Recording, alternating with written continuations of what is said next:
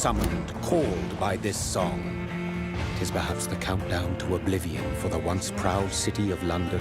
'Tis perchance her inhabitants' last dance alone to face death and pestilence, confronted by the eerie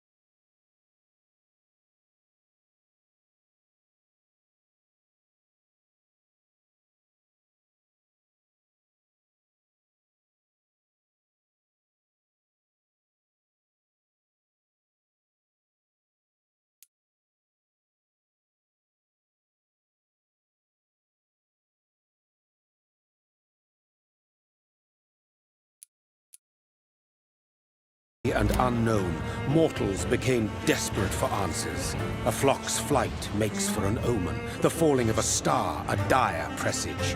Turning to priests for interpretation when there was no reason to be found. When religion failed, men turned to science.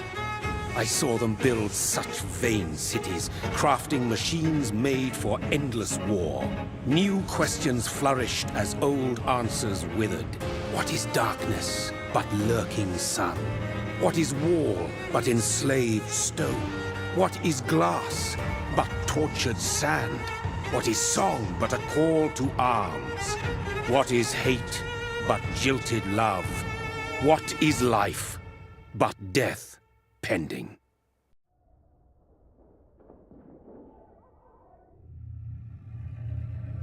Death.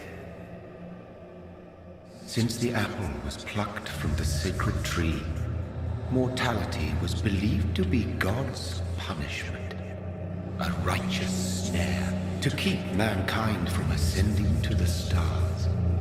They were all so wrong. Death is not a wicked thing, nor some holy retribution. A true punishment would be to never know its sweet kiss. Awaken from the harshness and be born once more.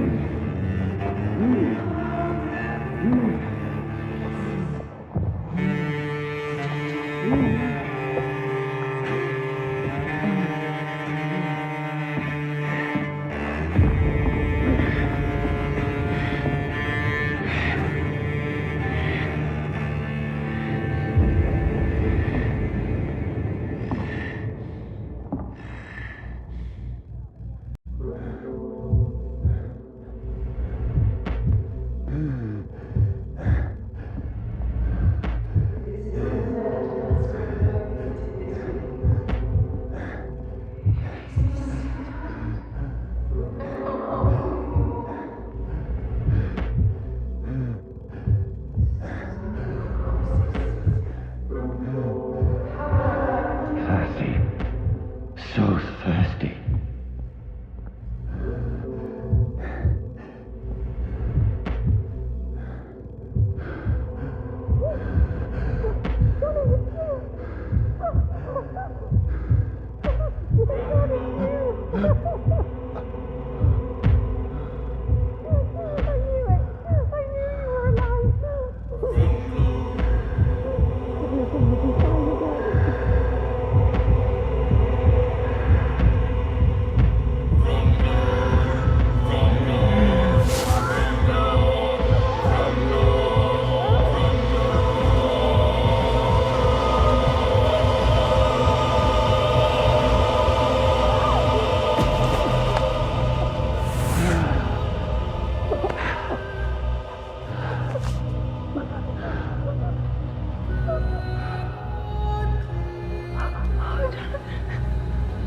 My sweet brother. What have you done? Mary! Oh, no! Mary!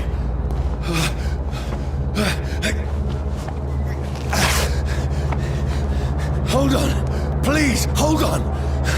Oh, God. Oh, no. Mary. Mary.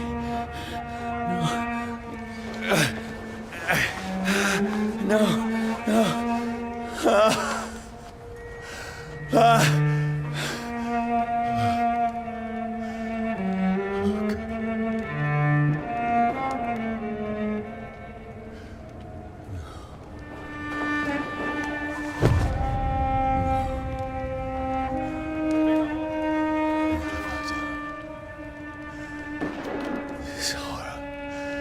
It's a nightmare.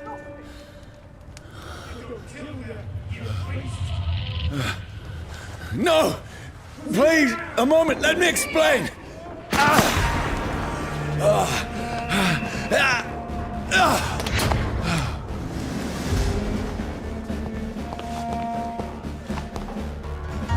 These patrols are after me. No! No! Don't shoot! This is a nightmare. I need to get out of here.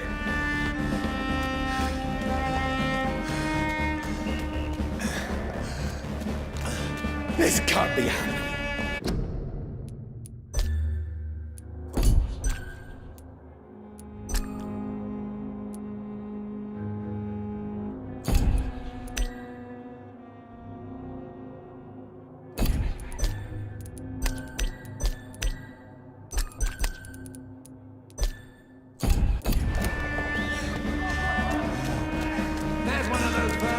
No, please, stop!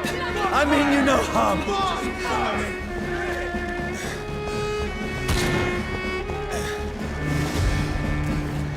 What's going on? Oh, Mary. What have I done? What's all this about? Shit, where'd it go? Now, I can defend myself. Kill that thing! Over there! Who are you? Stay back! Sorry, but you left me no choice.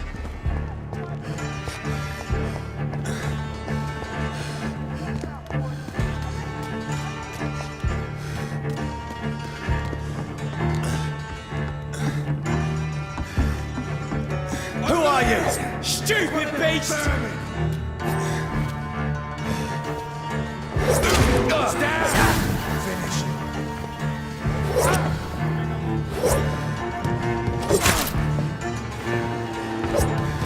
Sorry.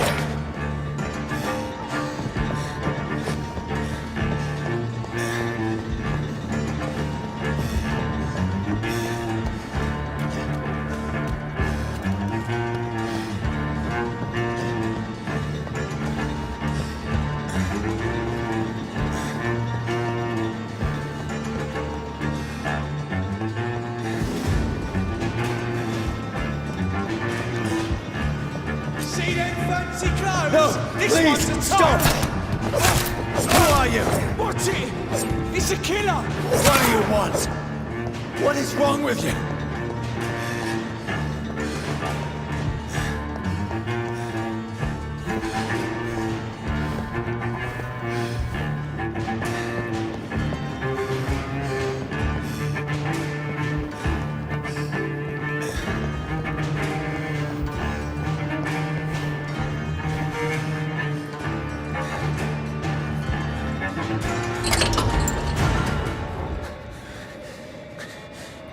I mean you no harm. I need help. Die, you fucking leech! Please, listen to me. I can't make any sense of this. Shut up, beast! Who are you? What is this all about? What in God's name? I'll do the rest of the job. Just leave me.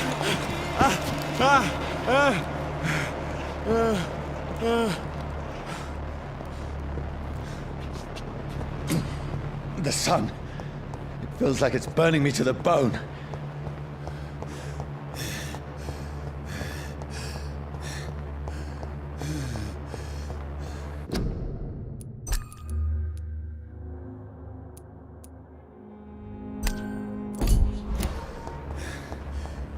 I need to find somewhere to hide.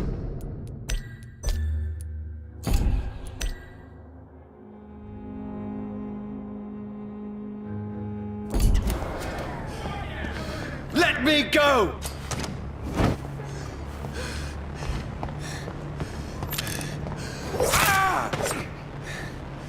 I need to find shelter.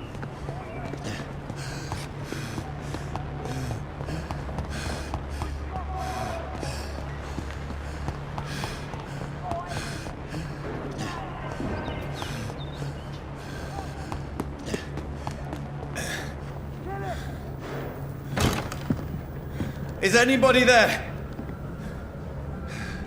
What is this place?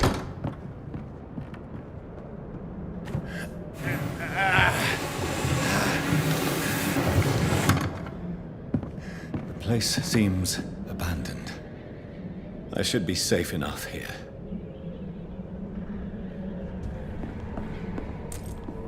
The sun is high.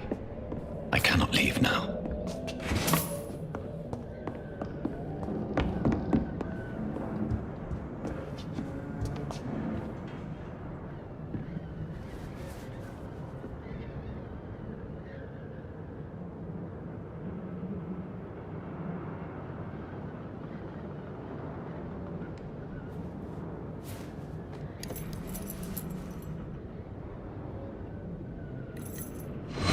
Wait. This one's dressed up fancy. Let's run through his pockets. Picking the dead's pockets? Are you serious? I've still a rent to pay. He's got no more responsibilities. What's this? Gold watch. Beautiful it is. We fancy it and share the takings. I suppose we are undertakers. Now, give him an Eve.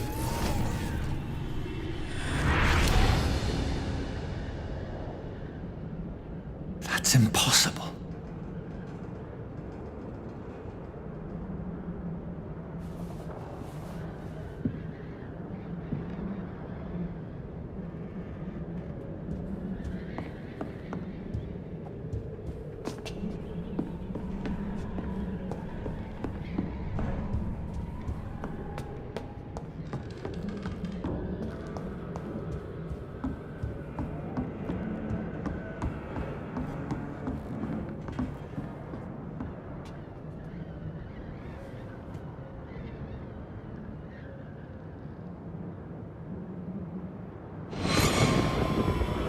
Dreams for the Red Queen that sleeps under crown stone, that she might linger longer, her eyes as white as wool. Who goes there? A prayer for the summoned by warrior song. A child born from darkness must take scent of his path. Who's there? Are you referring to me?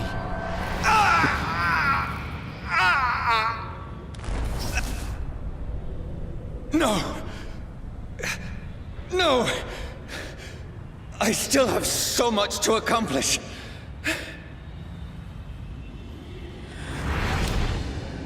I still have so much left that needs doing.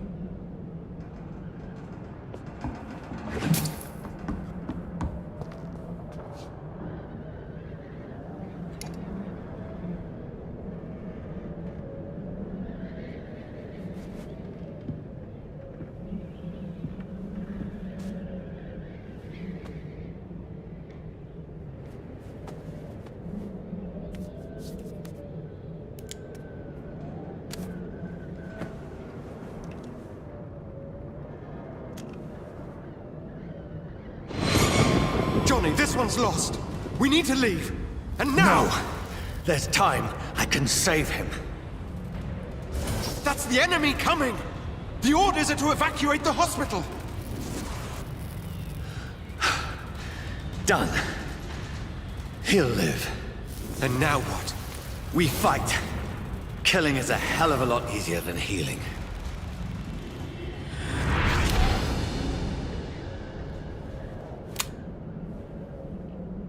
No, it never got easy.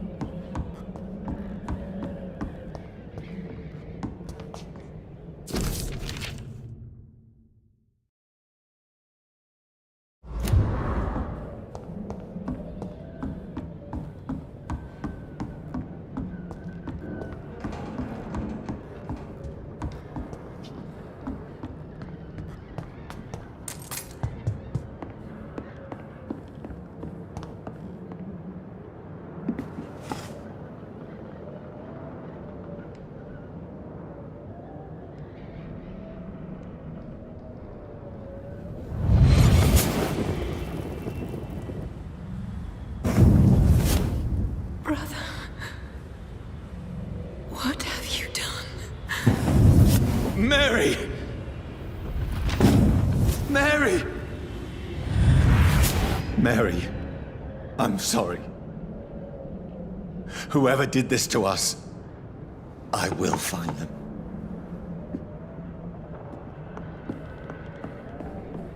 I had better remain here until nightfall.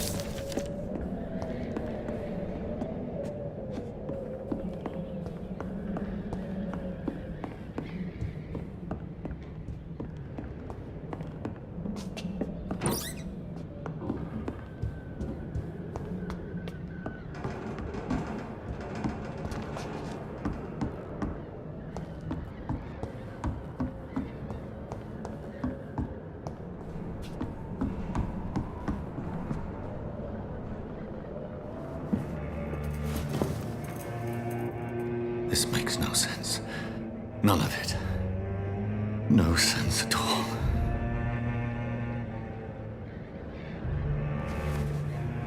It's a nightmare. That's it.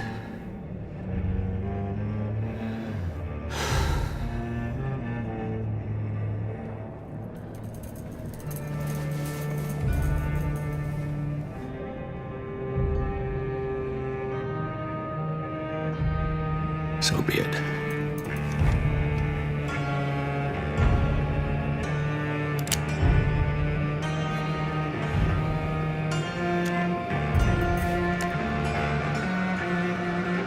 Rational thinking only.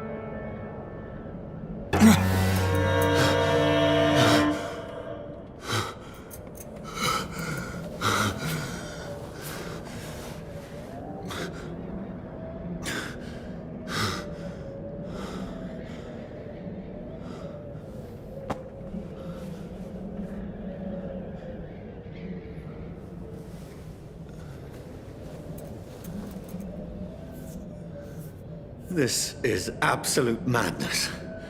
I've lost touch with the real. Madness it is, as mad as the moon, who changes blinding sunlight into a glowing reflection.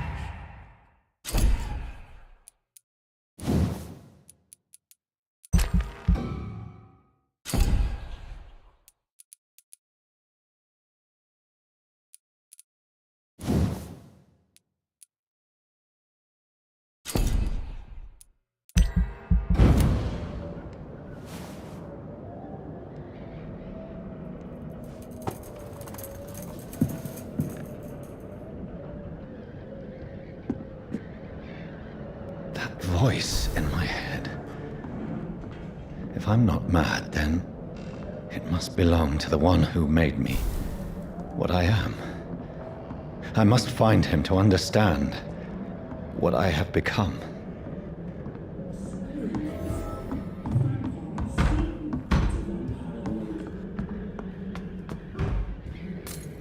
Where is it? It's closed. These people want me dead. I need to leave now.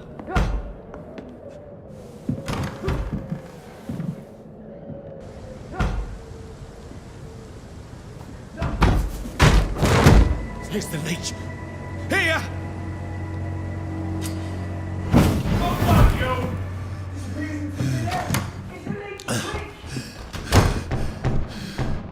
My head's spinning. It's locked, all right. Clever fucking beasts.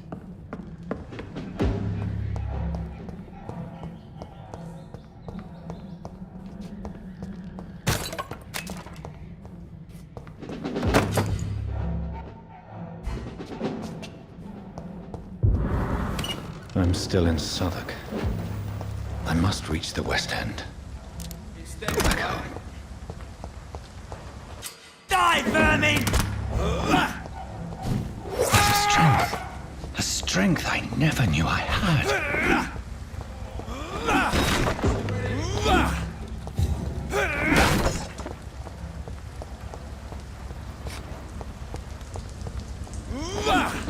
I cannot enter.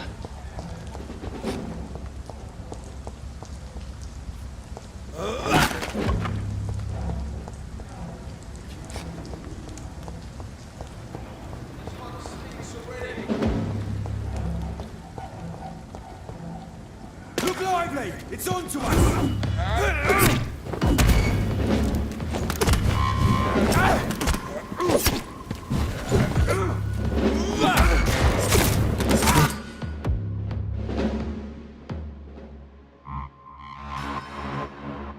Shouldn't be possible. Every sinew, every fiber of my being is afire. I feel like a child learning the limits of my body.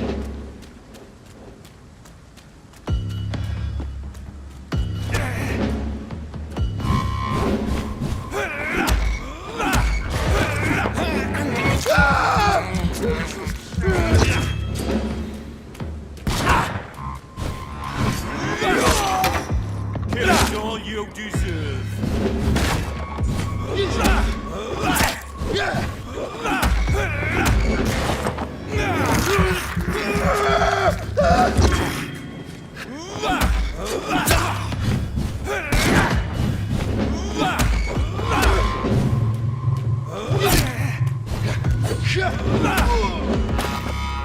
My strength. My reflexes. I'm not human anymore.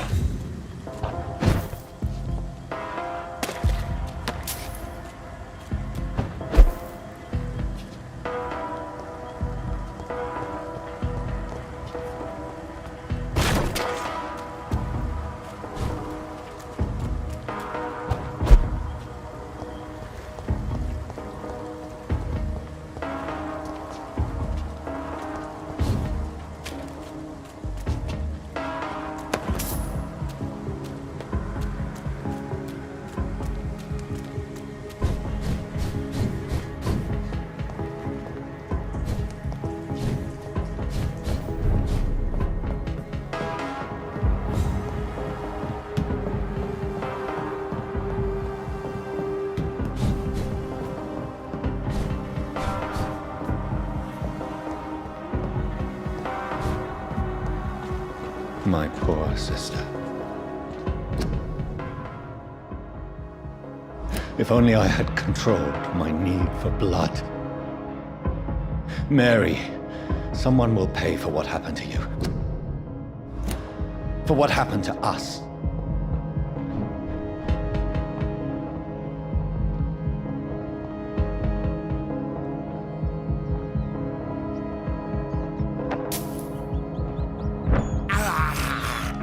This is despicable.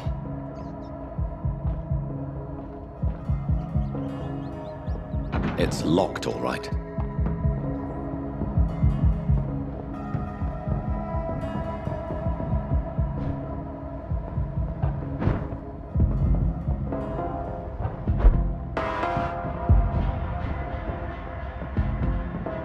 I cannot enter.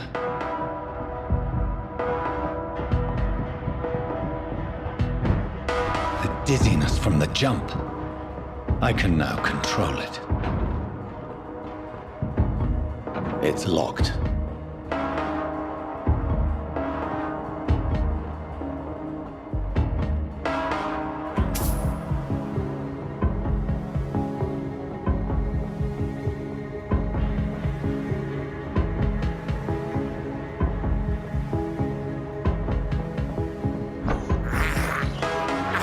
can't believe I'm doing this.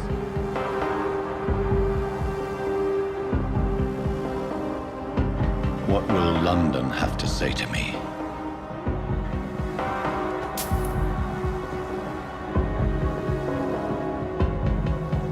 I've so many questions unanswered.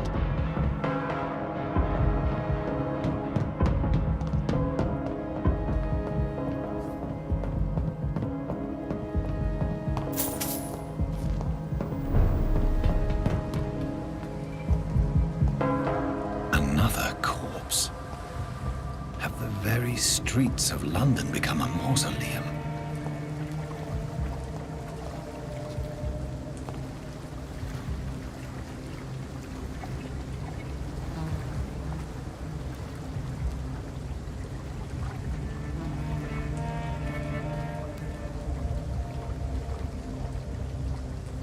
The man has been drained of all blood, but I can still smell the scent of it. I follow the scent's trail. Perhaps it will lead me to my assailant.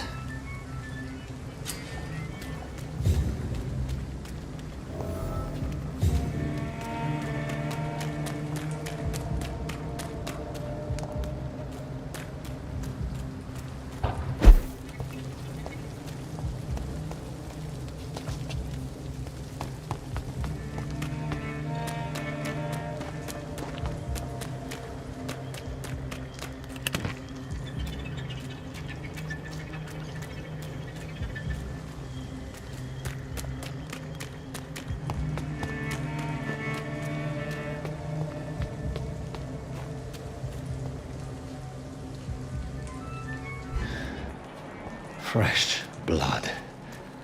The smell is so strong.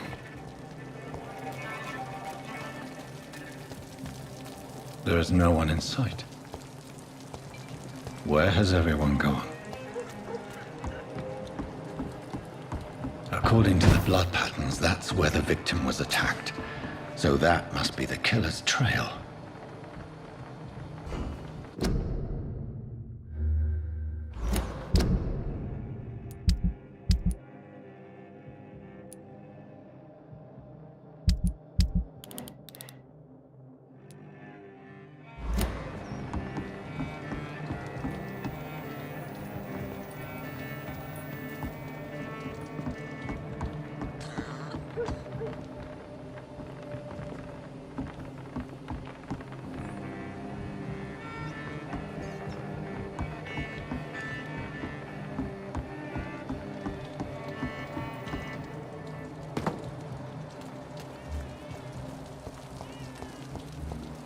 At last, a little life. Just run as far away from this place as I can. Good evening, sir.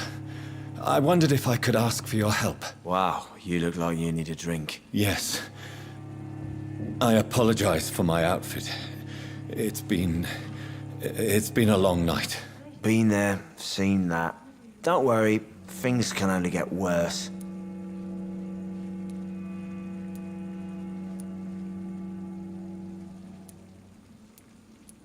Has anybody entered the bar recently?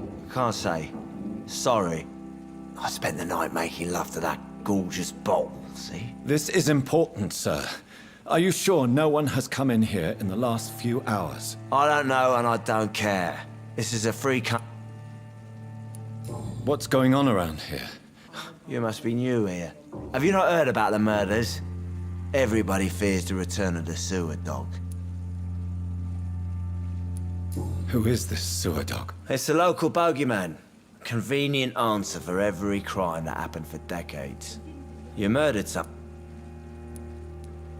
You make it sound... People will always believe in monsters. It's easier than accepting their own darkness.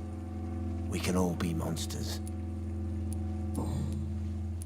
I'll leave you to your bottle, then.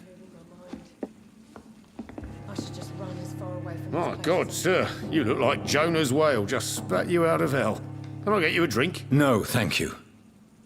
I'm not... Oh, grab a chair and get some rest. This is going to be another long night. I'm looking for someone who might have passed through here recently. Wondered if you might help. It's been quiet tonight. The only other person I've seen went straight up to his room. Thought it was kind of rude, actually. You mean he's still here? Well, yeah. He paid for the entire week. I need to meet this man. I have questions. Just climb the stairs and knock on the first door. I heard him open his window, so I guess he's still awake. And, Yes? no funny business. You hear me? There's gotta be I something. hope I live long enough to see them wet boot. Bullshit mess. Hello, sir. I don't know. Maybe you prefer to speak with Tom, then. He's more... What's going on around here? Too many dead, sir. First the epidemic, now all these The murders. What can you... bodies found in the streets every morning. Drained of blood. The sewer dog. What's that? No one knows. People have always disappeared around these parts. The ancients... What have you heard about the... There's a Spanish flu. Yeah. Killed so many last summer. Are the authorities doing anything? Nothing. There are so many quarantine zones in London now. It's gotten really hard to travel across. What is this? This is Tom's bar.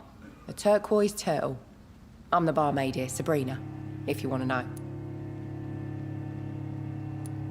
Are you always open this late at night? No, it's only since the epidemic started. Tom... You don't seem to have much business. Well, most people are sleeping right now. And those that are awake tend to avoid going out. What with the murders... I just want to talk. I'm not afraid, sir. It's just... I only see... Oh. Well, yeah.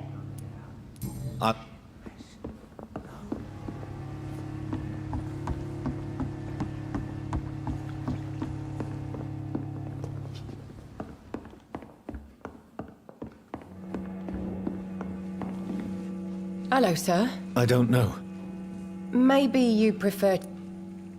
I'll leave then. You cannot see me now, Mum. This is no place for you. Prewen has several patrols roaming the area. They do not pursue me. But they're looking for vampires, and they're most efficient. They'll not relent until the killer has been identified. I have a common objective, but I require... I think someone is eavesdropping. Are you certain? You might as well come in, whoever you are. Slowly, vampire! Who are you? I mean you no harm. Saith the vampire. Present yourself!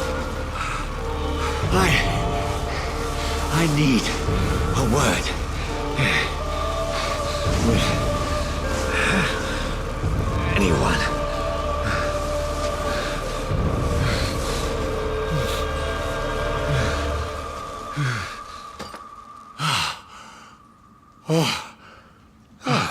Well, that's something I can do for you.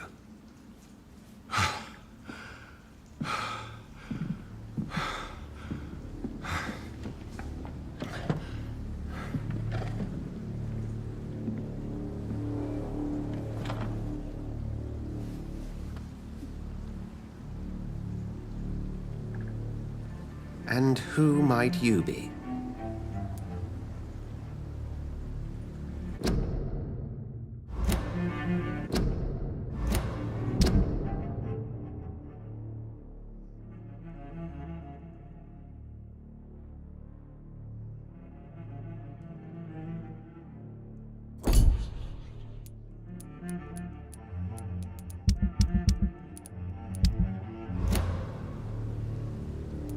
Tell me, who are you?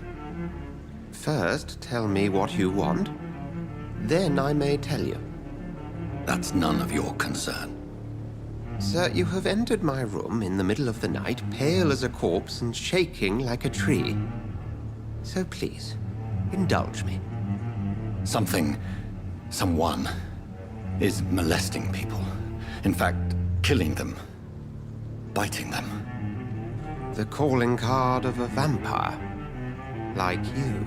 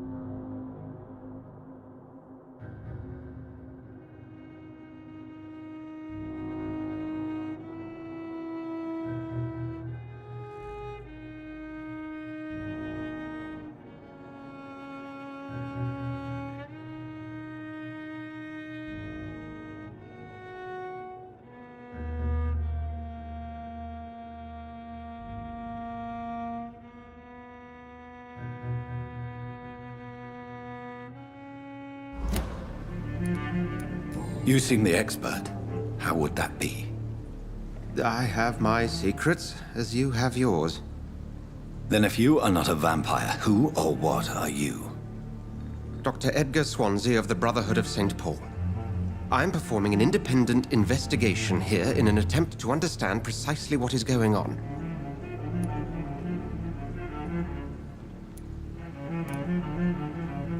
And what exactly is this Brotherhood?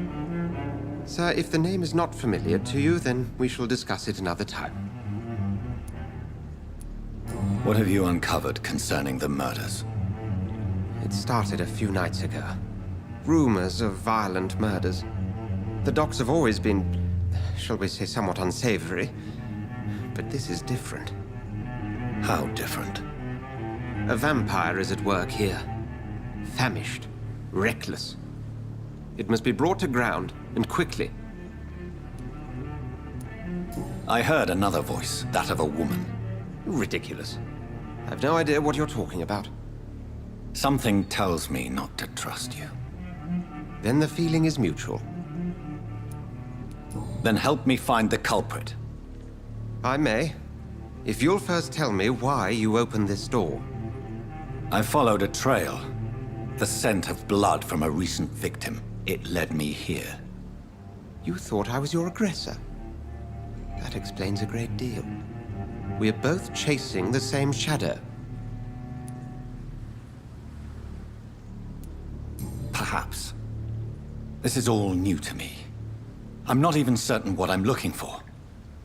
You should let me handle this affair. You've no idea what you're up against. No. I will find the monster. He is mine. How will you do any better than I? But then let me ask you this. What are your intentions if you find the killer? I will at last have the answers to my questions. Then I can only wish you good hunting. And pray we shall meet again.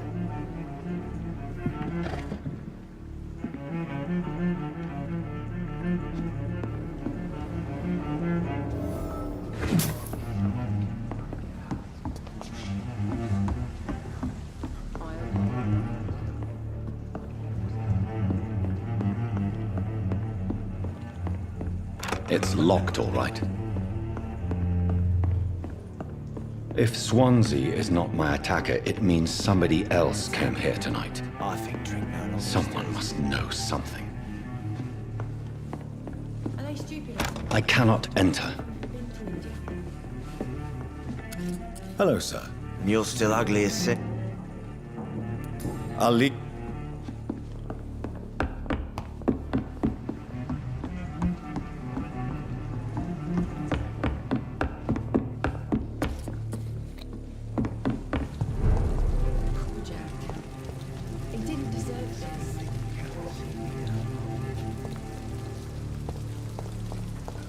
I will get to the bottom of this intrigue.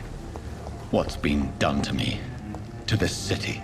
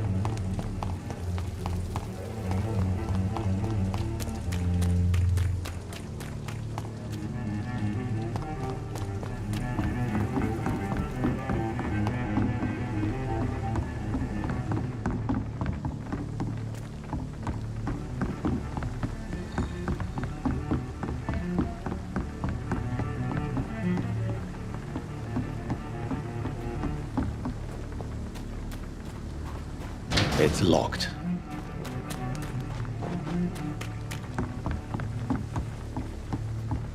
It's locked, all right.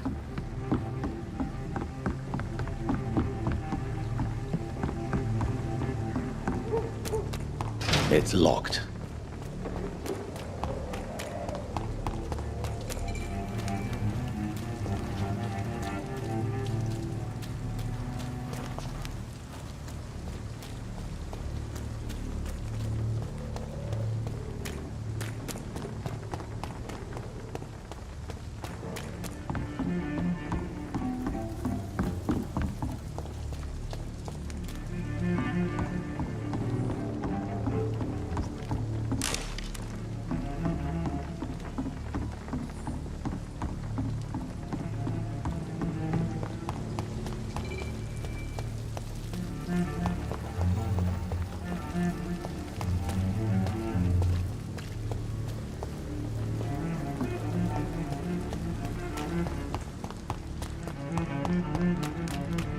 I cannot enter.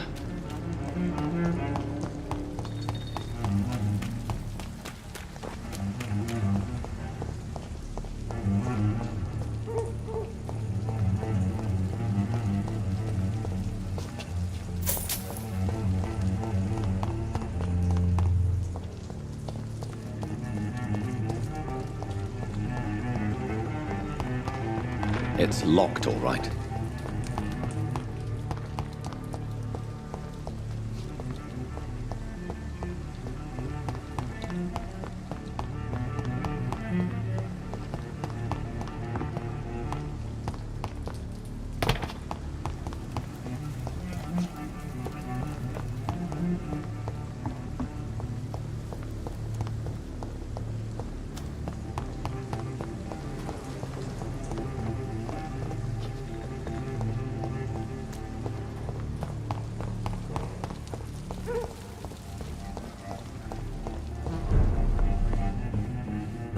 Welcome back.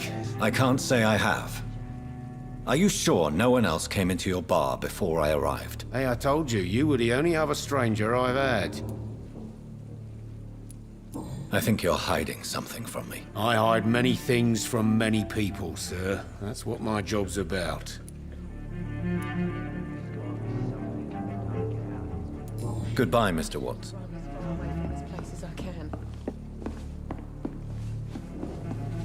Evening, sir. I have a few...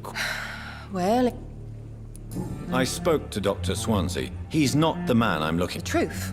I suspect that someone else was here tonight. And I don't think Tom... I'm just the barmaid here, okay?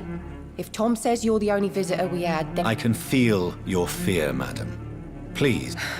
It's Will. William Bishop. He came in here earlier tonight and he... Well, I thought he was going to clock someone. What happened tonight? He was dead drunk, as usual. My God, is it... Why are you so afraid? I mean, his skin. His hands. I scrubbed every glass and every chair that he touched. God, I hope it's not contagious. Tell me about this William Bishop. Will was a sailor who worked at the canning factory before he lost that job. A nice bloke, really. He's never been violent. Until tonight. Why keep it a secret? Why not tell me about it? Tom's nothing if not loyal. After Will lost his job, he offered him one ear. They used to be good mates. But recently, well... Will started to get very aggressive. I see. Thank you for your candor.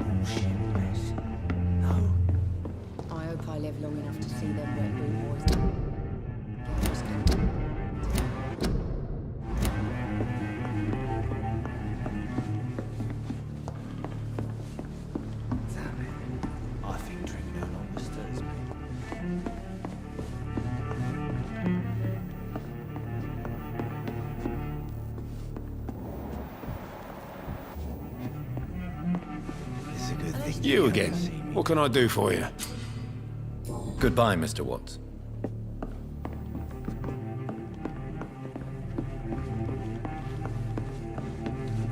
You again. What can I do for you? Tom, talk to me about the visit from your old friend, William. Yes, Will came by tonight, but he's not my friend anymore. Why lie to me if he is not your friend? I didn't lie. I said you were my only unannounced customer, and that's the truth. Who is he? William. Just an old sailor who loves his gin too much. He worked for years at the canning factory before it closed. How was he tonight? Sicker than usual, perhaps. He whined and mumbled about how mean people were to him. Is he dangerous? Yeah. Like many drunks, he's all bark and no bite. I need to find him. It's a matter of urgency. Do you know where he is? You could try his boat. It's up by the North Pier. He sleeps there when he's too drunk to get home. Please describe him to me. What'd you expect? He's a tall, sick bastard with a bad rash and torn old clothes. William used to be strong. Now he's a mess. Thank you, Tom. If you see him, tell him I don't want him back here unless he cleans up his act, okay?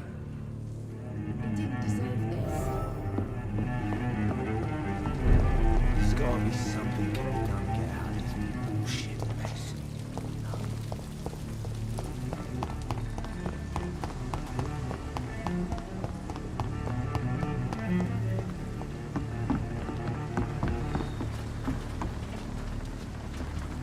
The body is still warm. This man has just been drained of blood. What's this?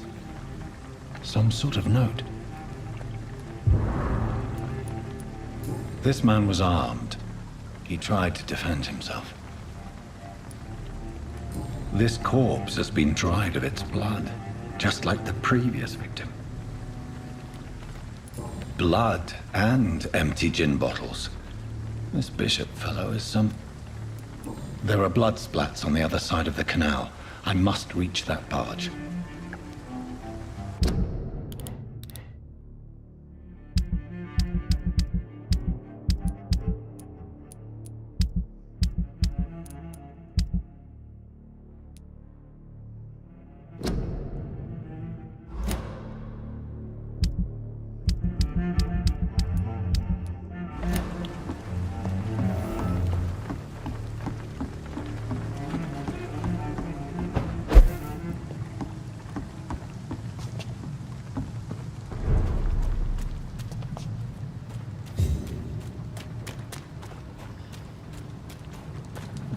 It's locked. Not a safe place right now, sir.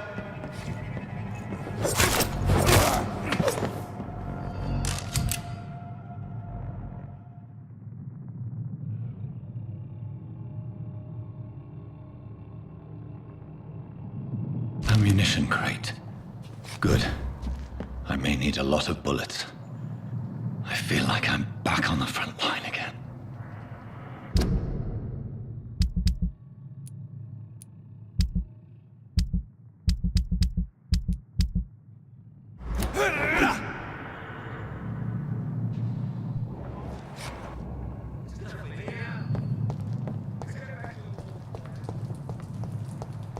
It's locked, all right.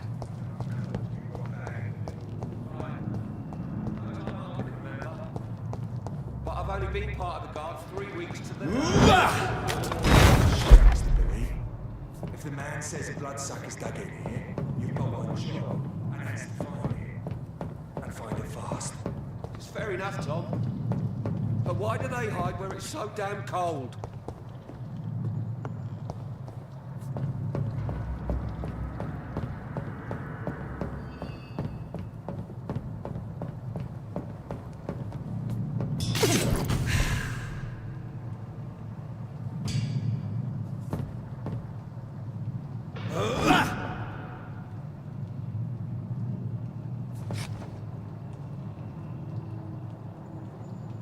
Over there! There's There's one of them vermin!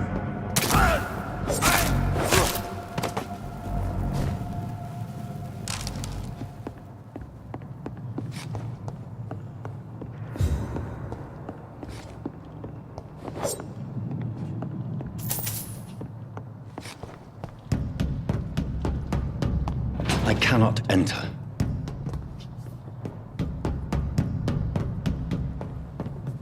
It's locked, all right.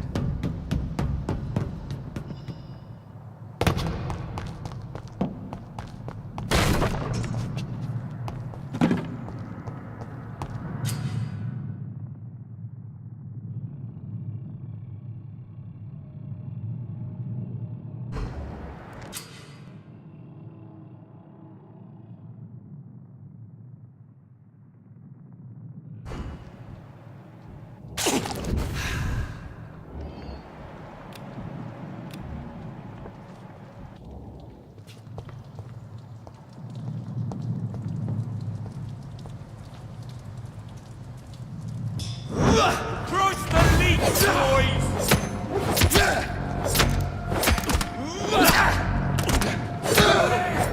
There's one of them vermin!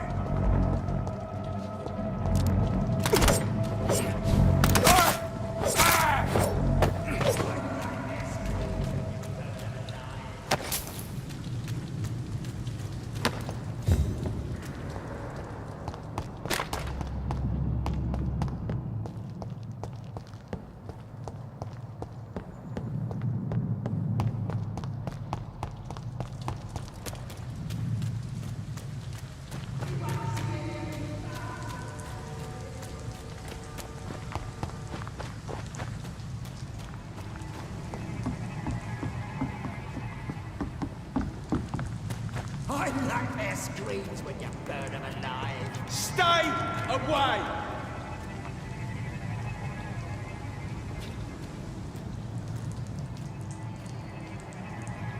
Did you hear me? Get their weapons ready!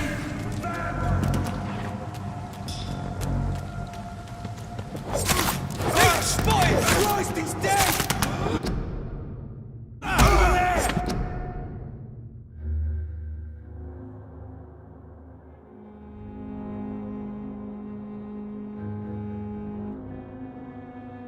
There's one of them vermin!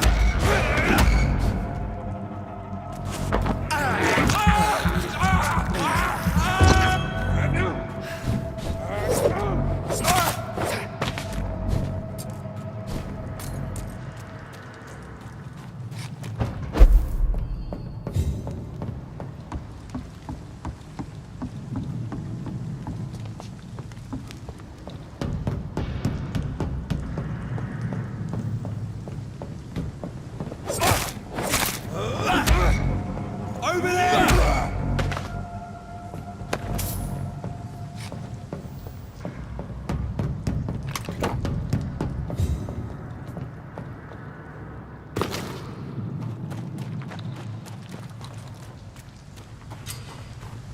It's locked.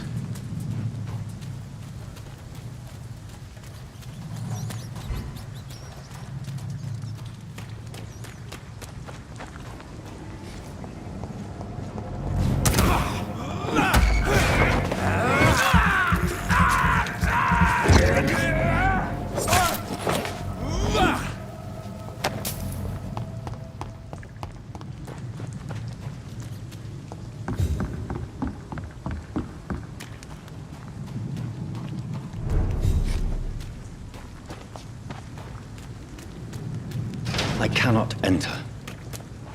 Fresh blood. The whole building reeks of it. The scent is so strong it makes me dizzy.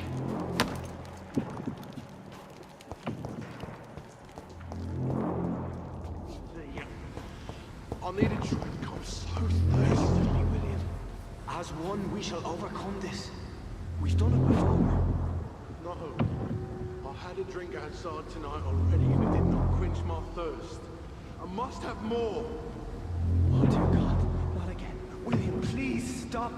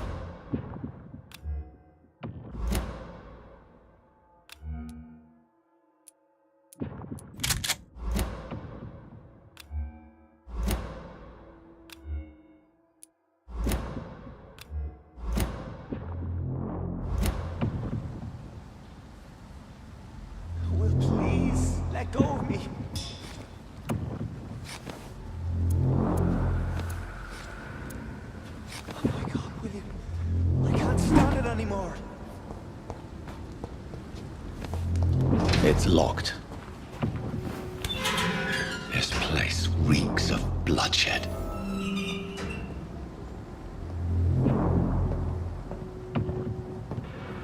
I could never harm you, Mr. Hampton. This creature is bedeviled. I must put it down.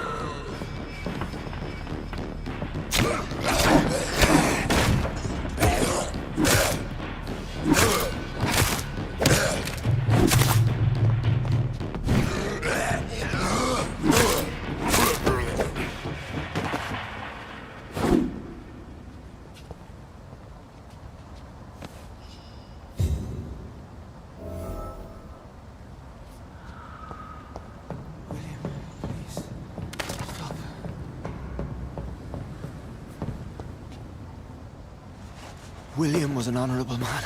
I could have saved him. Mr. Hampton, are you in there? I knew him well, another lost soul, a kindred spirit. Sir, listen to the sound of my voice. I'm a doctor. You're suffering from shock. I must return to my flock. They'll stray without me.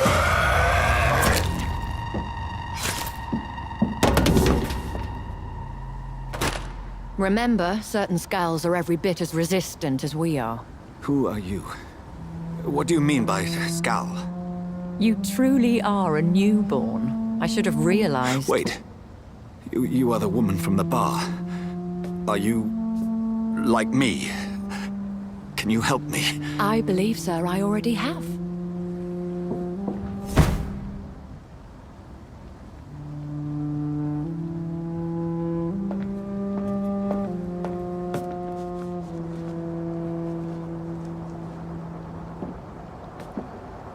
By George and the Saints, you've solved the mystery of these terrible murders. Patience, good fellows, I've come to offer help. Just give me a moment to secure my boat. We can leave this awful place. William was not the evil man they claimed. He was just taken by the thirst. He needed this drink. This man requires medical attention. We'll see he gets to the nearest hospital. No, please, I must tend to my fold. My flock needs me. There, sir. Go with the good Dr. Swansea. He's resourceful, and I'm sure he'll take good care of you. You'd best come as well. The sun is soon to rise, and you'll need a place to rest. I just need a moment. If I can learn something about what has happened to William, I'll be a step closer to understanding what happened to me.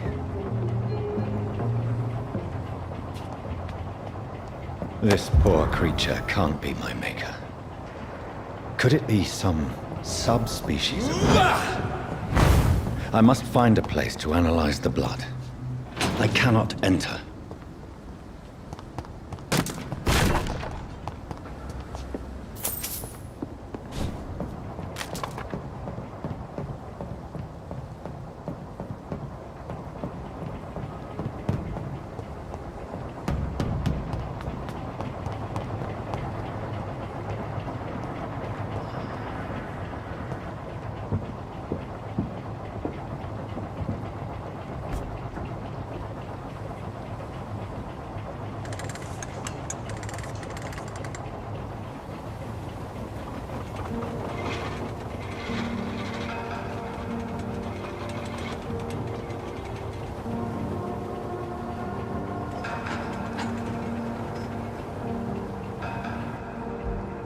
Where are we headed?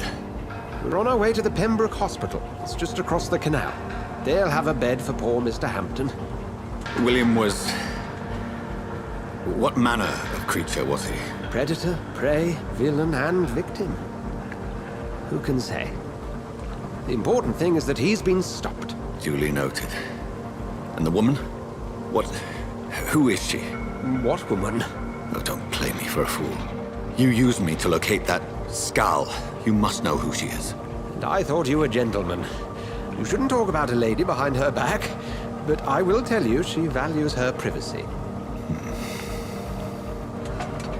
Were London as peaceful as she appears from the middle of the canal? If only that were the reality of the situation. To be honest, I've always tried to avoid this part of town. Pembroke Hospital is the last bastion between the rest of London and the epidemic. The flu has decimated the East End and the war still rages. Welcome to the front lines of a plague. This is where you work, Dr. Swansea. I am the administrator of Pembroke Hospital. I thought you were here in service of your mysterious order, the Brotherhood of... Of St. Paul's Stole, yes. But first and foremost, I'm a man of science. A physician, like yourself, Dr. Reed. How do you know who I am? No need for modesty.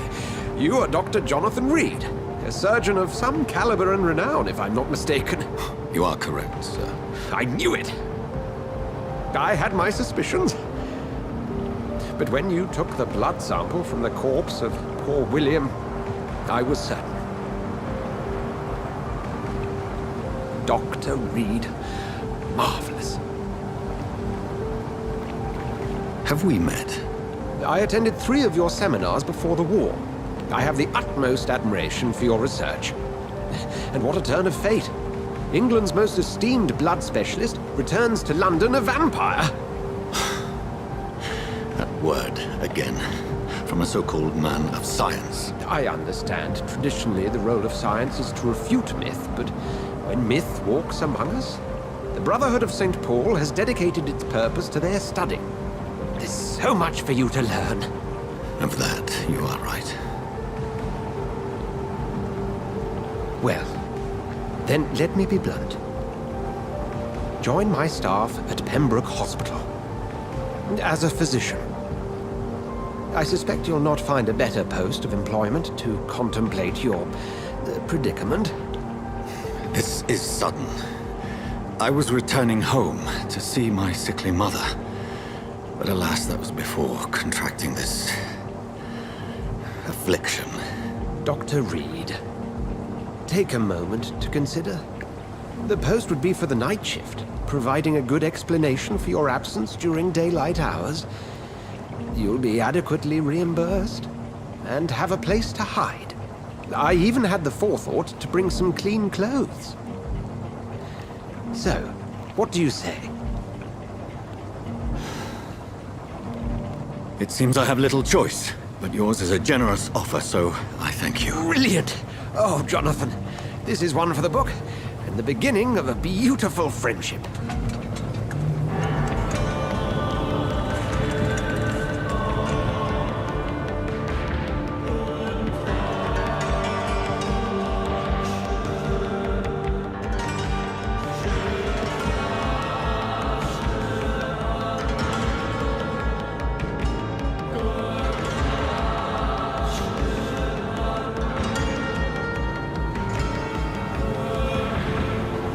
Dr. Swansea, thank goodness. I was beginning to be concerned. Worry no more, Nurse Crane, for I bring good news. Oh, Doctor, what a night. We lost 2 more patients. Nurse Scow said she couldn't take it anymore and resigned. Yes, well, I'll make a new rota in the morning. In the meantime, find a good bed for Mr. Hampton. Be sure to pay attention to his needs. Of course, Doctor. Oh, and Dorothy? Yes, Doctor?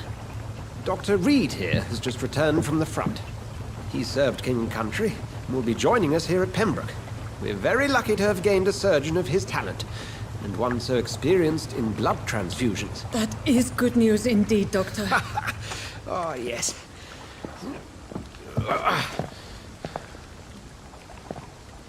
Here at Pembroke, it's not what we have, but what we haven't. It's only thanks to Nurse Crane and the staff that our ship doesn't sink.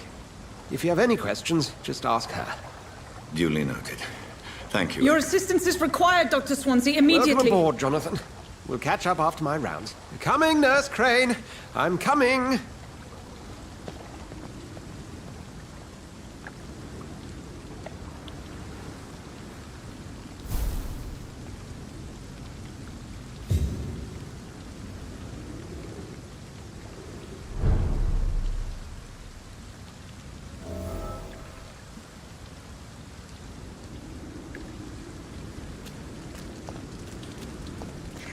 You bastard! You can do better than that! Nah! It's my turn!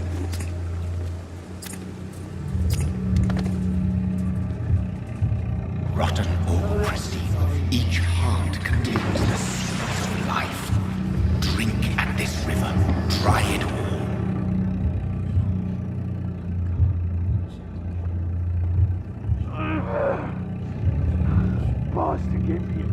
Oh.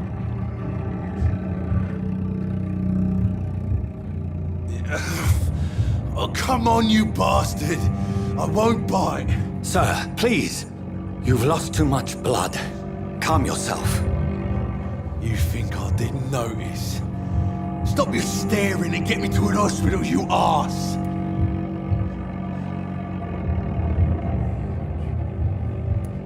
Insulting a good Samaritan. Not exactly the way to get rescued. All right, sorry. I am in pain here. My guts are spilling out onto the street and you're yabbering on. Yes. That's a very nasty wound you've got there. Take my word, I am a doctor. Dr. Jonathan Reed. Name's Clay Cox. I'd appreciate you helping me to a better place, Doc. Follow me, Mr. Cox. Let me assist you to that better place.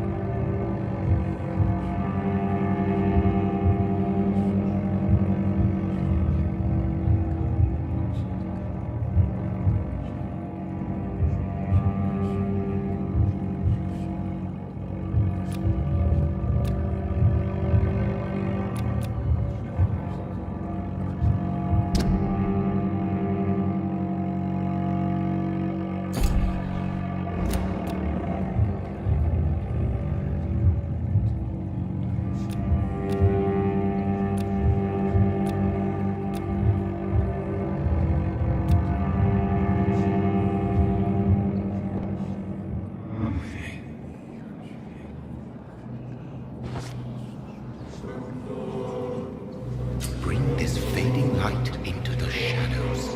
Dance with him the dance of life and death.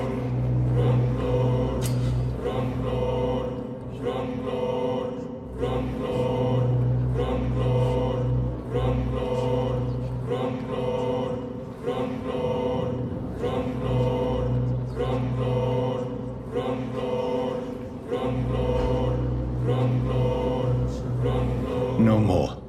Not tonight. Not like this. I will not take another life.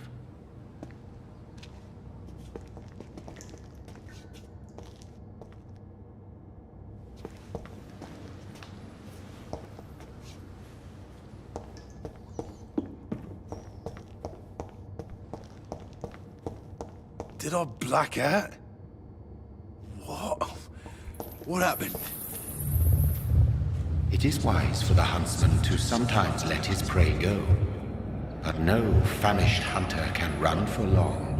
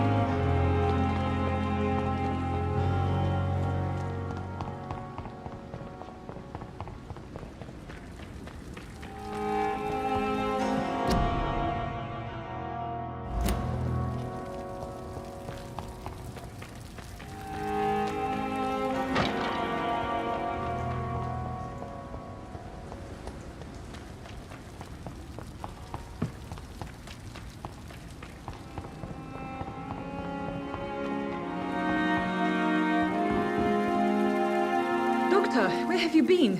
I've little time to play hide and seek with new staff members, no matter how illustrious they may be. I found a wounded man by the docks. He answers to the name of Clay Cox. He requires urgent medical attention. Already making the rounds? That's the Pembroke spirit. I'll ask our porter, Milton, to bring him back immediately. Thank you, nurse. What can I do for you? Dr. Swansea insisted we provide you a quiet office. You'll find it on the second floor with your name on the door. Thank you. Nurse Crane, isn't it? Yes, Dorothy Crane. Welcome to Pembroke Hospital, Dr. Reed. Your office has been prepared.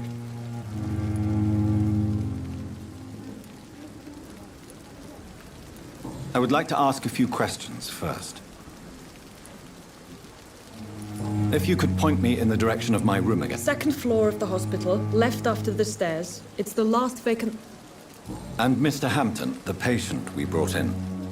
How does he fare? I gave him a sedative to help him sleep. Poor thing was in quite a state of shock. What kind of man is Dr. Swansea? Well, you accepted the job from him. I thought you would have known about your employer.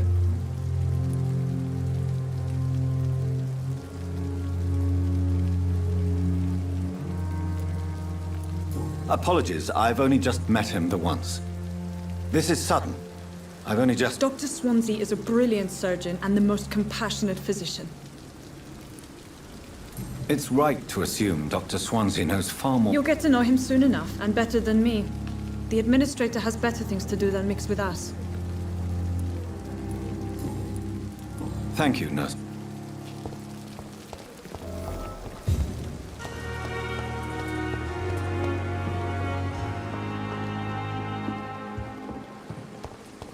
It's safer here than anywhere else in the East End. Just a dozen years or so.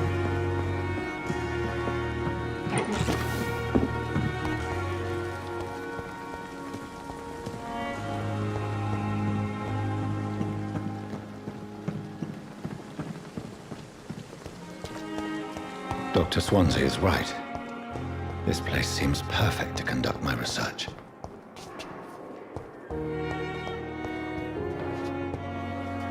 Good evening, sir. Can I help you? Unless you're here to fix my face. No. I don't think you can help me. I'm Dr. Reed. I've recently taken the position of head surgeon here.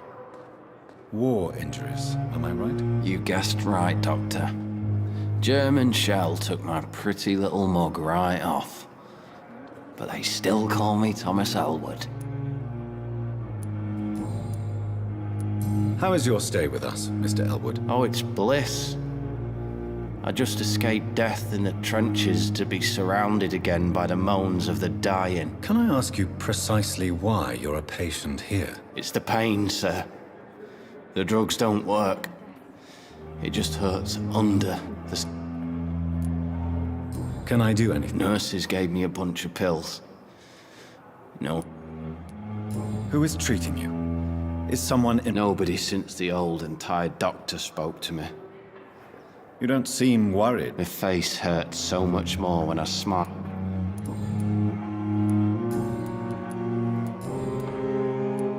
Where were you stationed, sir? Did you serve for long? I really don't want to talk. No offense. I was pushing. You were an officer, weren't you? Where? No. You...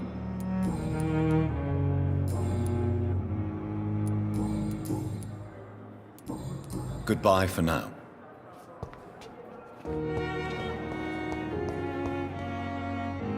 Good evening, Mr. Hampton. How do you feel? Dr. Reed, is it? Oh, sir, I must apologize for my behavior. What do you mean? I was not myself in the factory. Fear and exhaustion made me say awful things to you, I'm afraid. You remained perfectly nice and polite. A little delirious, perhaps. But who wouldn't be after enduring an abduction? Thank you, Doctor. That's a relief. Now all I need to do is rest and return to my flock. What is the general The situation has always been tough, with a lot of tensions between the gangs and the docker. Who leads the gang now? Since Clay Cox went missing, it's his wife Edwina who runs the show, with the assistance of her minion, Booth Digby. Has the gang been threatening you? Ah, no. I've had this nickname for so long, you know, the sad saint of the East End. No one dares to bug a saint, not even criminals. How did you end up in William Bishop's den? I had received alarming news about his recent behavior. Why did he abduct you? William was an alcoholic. His addiction suddenly changed to blood. I don't know. You dared to enter this awful place alone. I'm just a man trying to help his friends, Dr. Reed. William Bishop was a conflicted soul. Do you know Tom Watts, the bartender from the Turtle? I met him before I found you in the canning factory. Tom? Yes, of course. Always the helping hand, good old Tom. Without men like him, corruption and despair would have wiped out the East End long ago. People are still in despair. How could it be otherwise? The authorities have left us all to rot in this contagious... Who should I avoid in this part of town, then? Any particularly evil figures? Not really. Most men and women are just doing their best. Who should... Not really. Most men and women are just doing their best. And it's not my habit to speak ill of people I know, Doctor.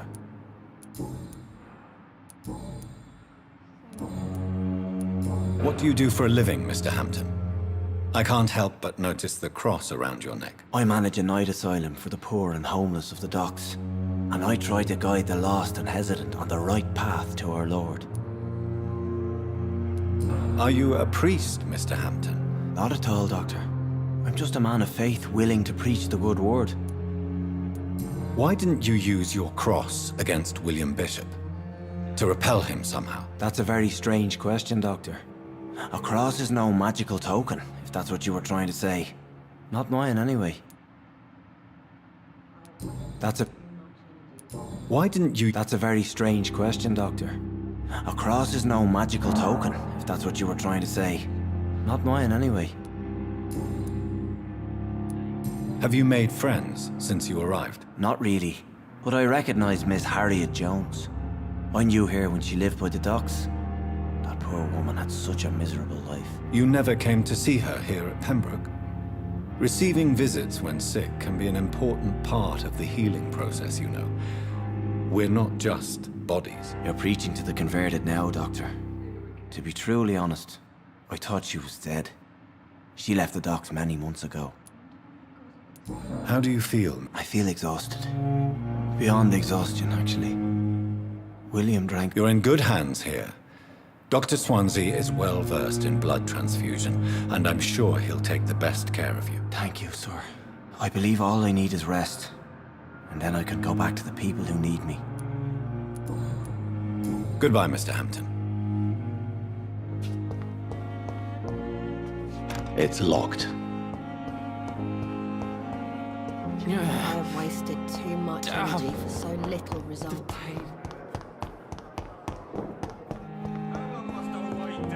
Blaming me will not further your agenda, sir. How long's it going to take to fix me? What can I do for you, Doctor?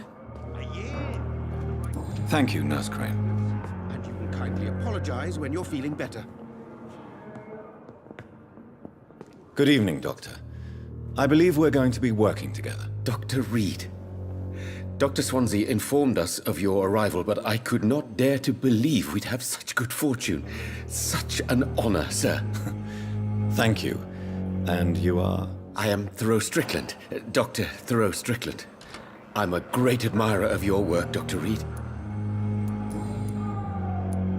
Please, could you tell me something about yourself? I'm a great admirer of your work concerning blood transfusion, Dr. Reed. I run my own experiments. I'm convinced it's the future. What made you choose to be a doctor? I'm not ashamed to admit you and your work have inspired me. I am honored to have the opportunity to work by your side. It's always a pleasure to share scientific and medical knowledge with someone eager to learn. I'll be glad to help you. This epidemic may be the century's most terrible disaster, but I'm convinced that we, as doctors, are the only ones able to defeat it. I based my technique on my mentor's research. He helped me perfect my method. What is yours? I'd rather not talk about it. For now, it's just theories and first approach. My process is purely experimental and unsuccessful. As long as you're cautious and methodical, you may remain empty-handed, but you won't fail. You're not the first one to warn me, but I am convinced knowledge is the main weapon against the ravages of this epidemic. What can you tell me about the Pembroke? Well, it has always been an honor to work with Dr. Swansea. But with your arrival, I can't think of a better opportunity to learn about blood transfusion. Do you need help with anything in particular? Well, yes, maybe. I'm waiting for a batch of products I ordered for my personal research, yet my supplier seems to have vanished. Do you want me to play the errand boy for you? Oh no, Dr. Reed. But if you went personally to his shop, what with your reputation and all, he wouldn't dare to refuse the products I need. I see. Well, give me the address, for I may pass by if I have time. You seem quite optimistic. It's a rare and precious attitude in these difficult times. I'm convinced that this epidemic is a test of endurance and dedication for us men of science. Questions remain about our capacity to resolve the situation. True. Last summer, during the first wave of the epidemic, I used to joke with Milton about the extra work. We're not smiling now.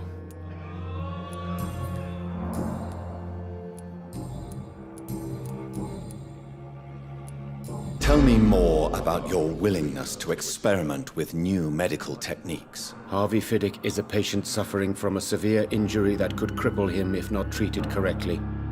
I'm convinced your blood transfusion technique could help him. What is it you really want? To save him, or to prove your point? Fair question.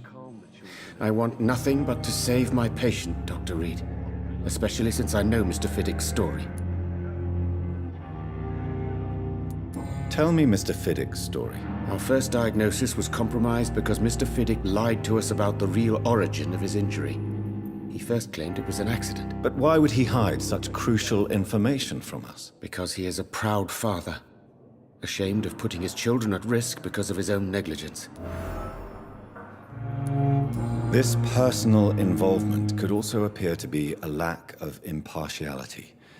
You must know that a good surgeon must remain neutral. I agree. But that does not excuse Dr. Ackroyd's behavior, a man who did not even take time to converse with his patient. Do you think keeping his distance was a mistake?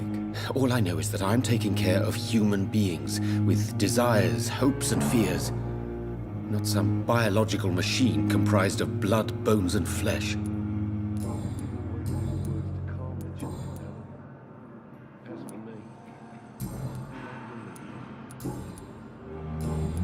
Goodbye, Dr. Strickland. Good evening, sir. I'm Dr. Reed. May I help you? I don't know if a third opinion is needed. Your colleagues are already arguing about my condition. I see. Would you mind telling... I'm Harvey Fiddick. All I want is to get me bloody arm fixed properly. Tell me about your injury, Harvey. Why do you feel so guilty about it? My wife died because of me. And now I may lose everything because I've been careless enough to hurt myself. What an arsehole. You can't hold yourself responsible for your injury, Mr. Fiddick. Unless you tried to hurt yourself. Of course I didn't hurt myself. But I can't work until my arm is fixed. My children need to eat, Doctor. How could your job be responsible for your wife's death? I was working a double. She went out to bring me a hot meal and got caught in a German bomb raid. How could your job... I was working a double. She went out to bring me a hot meal and got caught in a German bomb raid. Tell me more about the death of your wife, Harvey. 1915. I was in the army. Building workshops for the Royal Flying Corps. Helen was happy I wasn't sent to the front. What happened? The Germans sent Zeppelins to bomb the construction site, but they missed their target. My wife was bringing my dinner when the bombs fell. How are your children after losing their mother? They were smaller then. The only good thing about this is my Helen didn't bring them with her that night. I'm sorry for your loss. So many died during the bombings. I served in France and witnessed the carnage there. I would like to say that she didn't suffer. Truth is, I have no idea. I just know that I'm all that me kids have. Poor little bleeders.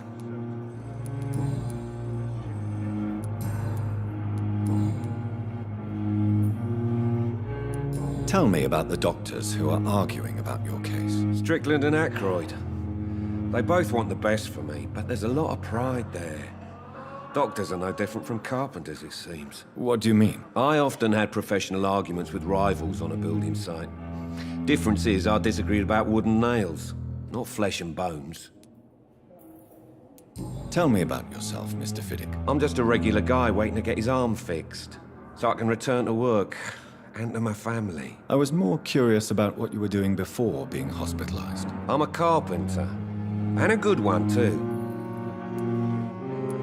Are you satisfied? Well, it's clear that I've chosen a bad time to be injured. Forgive my bluntness, but you seem overwhelmed by cases. I won't lie to you about it. I'm afraid we are. Are you sure you don't want to operate yourself, Dr. Reed? I have the feeling you're very capable, and your colleagues seem to think so too. In other circumstances, you would be right. But for now, I don't think I can take on the responsibility. My apologies. Goodbye for now, Mr. Fiddick. Sweet girl. Reads me like a book. Never will keep anything from her.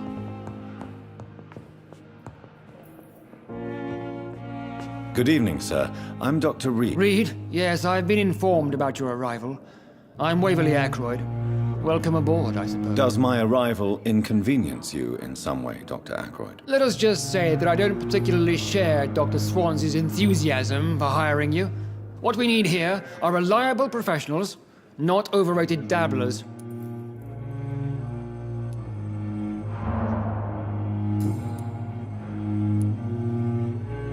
It seems you have bad memories of your military service. I refuse to see this industrial slaughter as scientific progress. War only reveals the worst in men. We can at least agree on something, Dr. Ackroyd. I don't know what you've heard about me, but I have already proved my value as a practitioner. I don't question your skills, Dr. Reed, but your motive. Is it money, fame, or are you truly dedicated? And what exactly is that supposed to mean? I served in the war just like you. But unlike you, I did not use the wounded to play the modern sorcerer. Be careful what you insinuate, Dr. Ackroyd. I only want you to admit you used those men to improve your theories.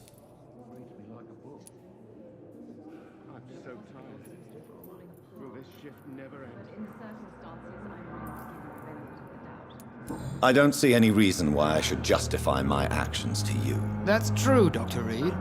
The only judge has to be yourself. The question is, are you judging yourself hard enough? I don't know. I don't. And what? I don't. That's.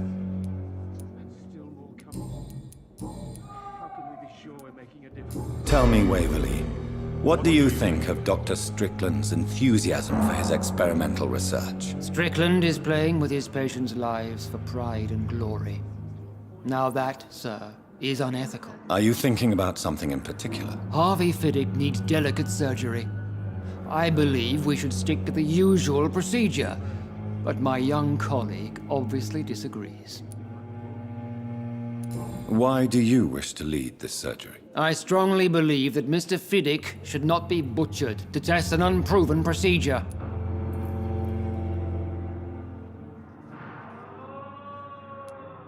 If you are going to lead this surgery, I'm trusting you to assume... I'm not the kind of man who runs away from his responsibilities, Dr. Reed. There is no need for you to be looking over my shoulder. And are you not afraid that your rivalry with Strickland may be blinding you? Rivalry? I guess you could call it that. But I will never be childish enough to let my personal feelings affect my judgment. If you have a problem with me, Dr. Ackroyd, please feel free to tell me. Dr. Swansea has imposed your presence on this hospital without asking anyone's advice.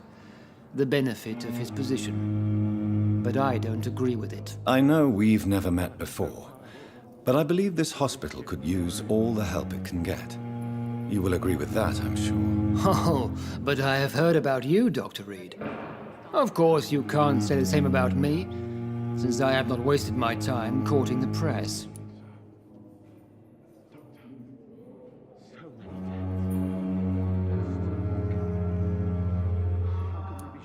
There is no need for such animosity between us. Don't you think the epidemic is already enough to deal with? That is one point we could agree on. And that is precisely why I want to be sure that you will be of help to this hospital instead of a burden.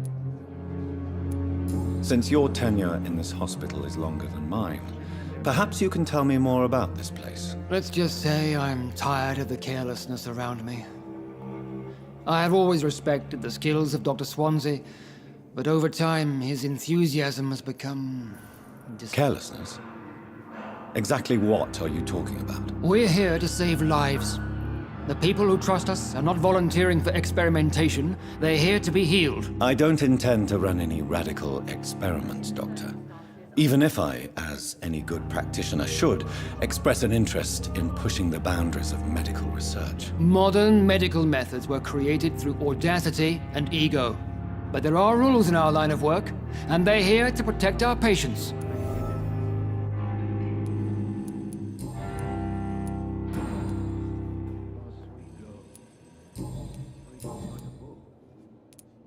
Since you're careless, I don't... It seems we can't... I don't... That's... Thank you for your time.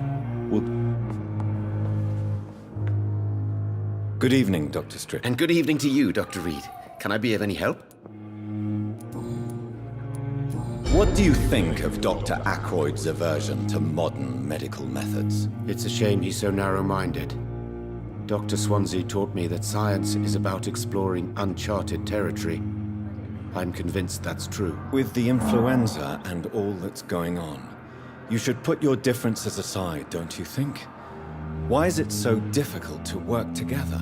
I believe that if Dr. Ackroyd had been the one to discover the transfusion process, he would be the first to recommend its use. So you believe it's just a question of jealousy and pride? Dr. Ackroyd is as proud as he is blinded by his obsolete concept of medical science.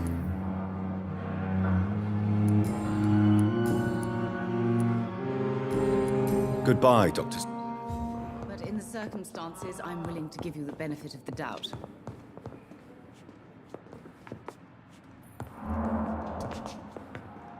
Good evening.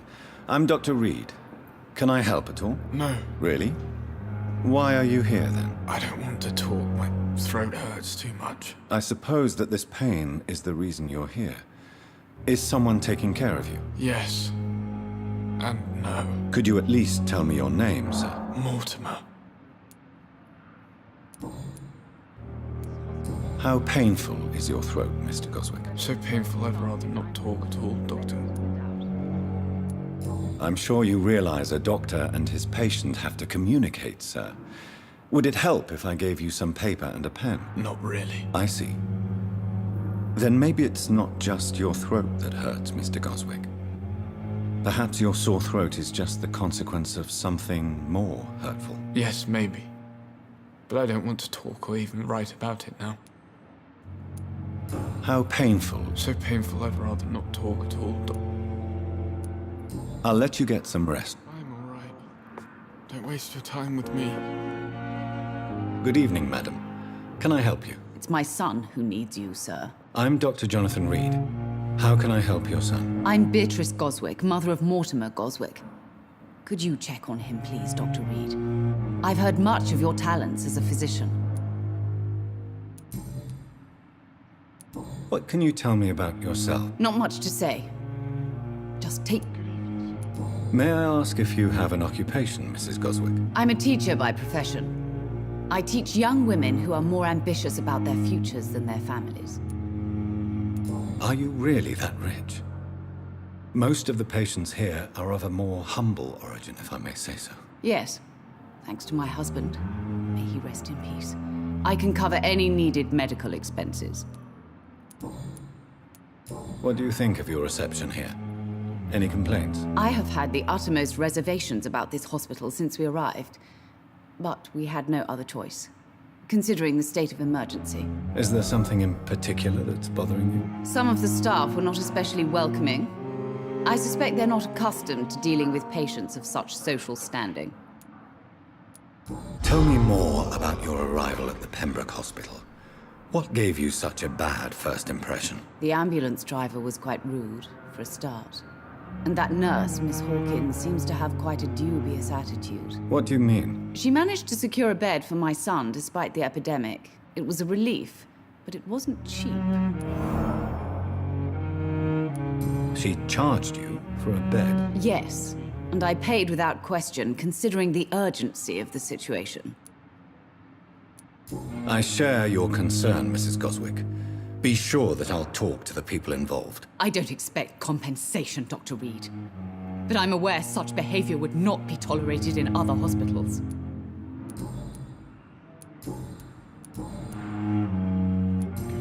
Goodbye, Mrs. Goswick.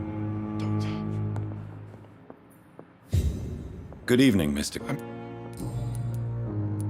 Tell me about yourself. I don't want to talk. I have to go now.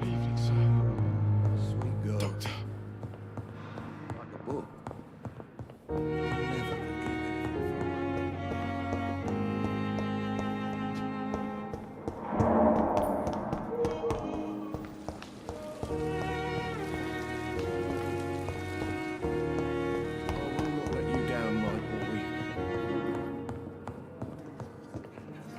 What can I do for you, Doctor?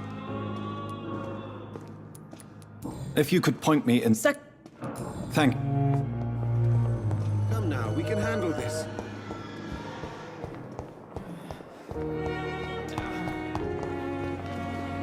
Good evening, miss.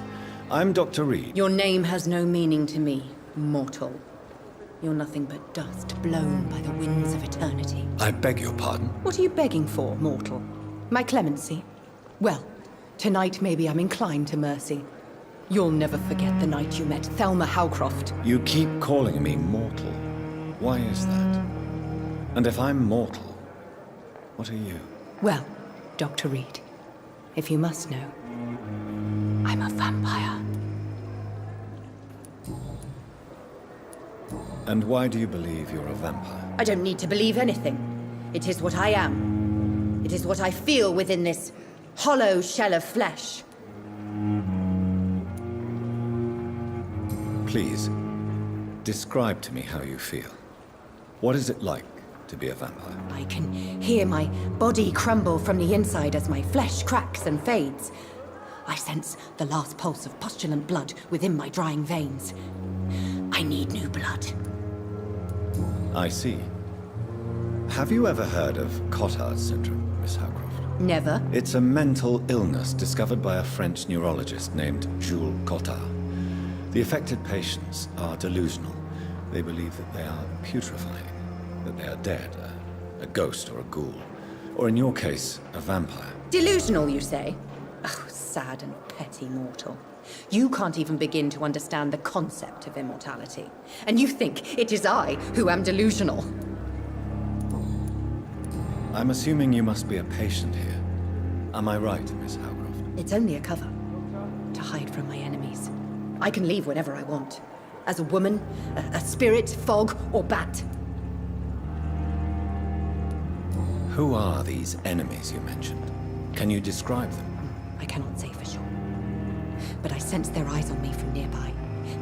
I feel them watching me every time I visit the garden near the morgue. The staff here are not your enemy.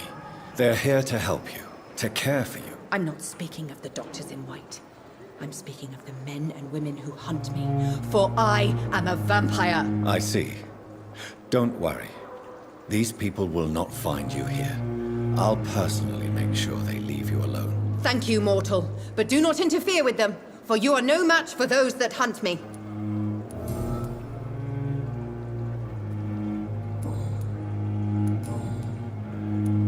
Who are you really, Miss Howcroft? I mean, apart from being a vampire. Is that not enough for you, puny mortal? What do you require? Proof of my powers? I'm curious to know who you were before becoming a vampire. It was such a long time ago, I don't remember. Centuries of unholy life can have strange effects on one's minds, you see? I'll leave.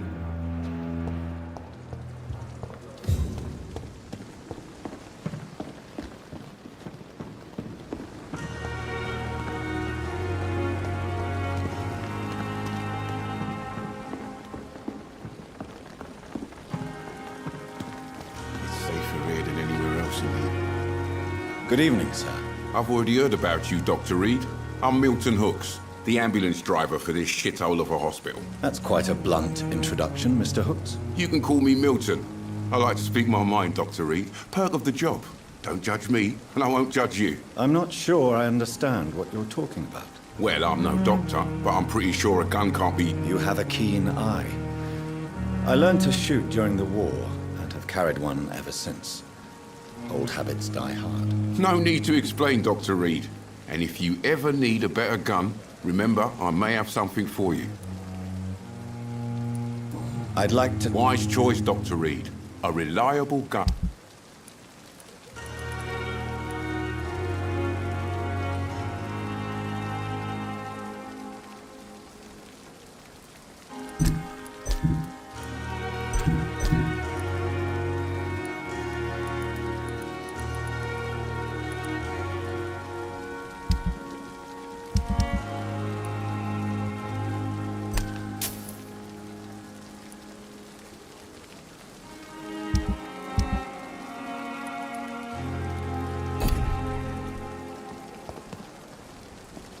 Good evening. Good evening.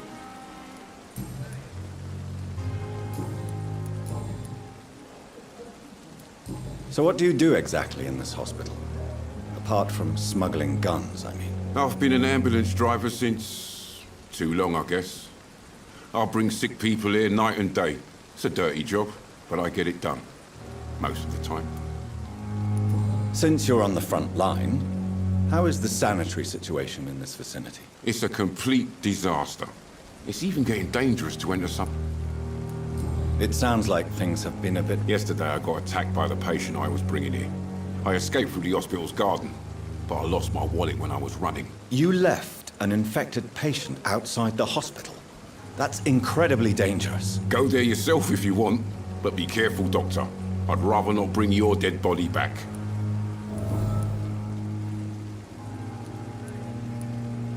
Are you really smuggling weapons through the hospital? And why not? I've already been attacked by patients, you know. And by gang members willing to steal my money. But you're not defending yourself.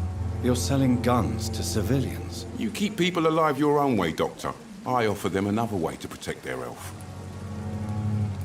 And why not? But you're not defending yourself. You're selling guns to civilians. You keep people alive your own way, Doctor. I offer them another way to protect their health. How is the situation? You want to hear the situation is all right? It's fucking awful. We lack everything, and it's getting worse every day.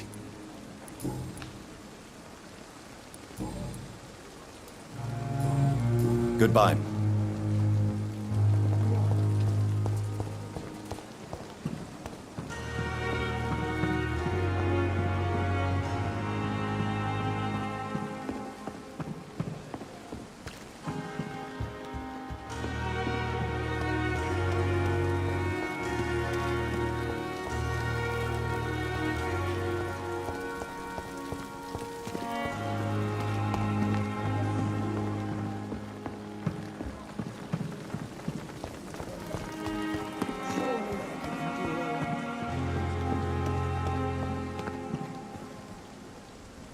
Good evening, Milton. Goodbye, Milton.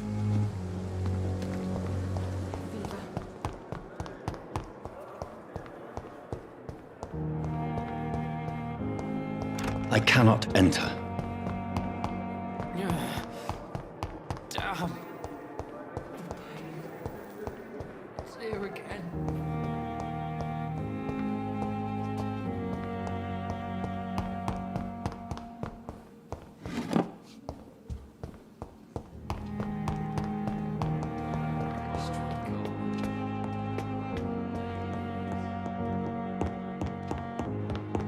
Not now!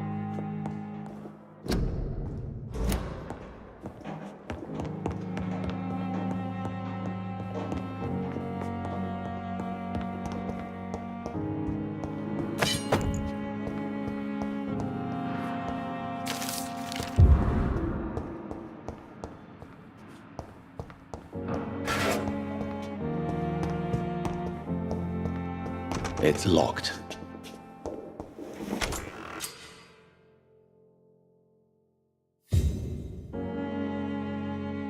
This must be the place. It's definitely away from prying eyes.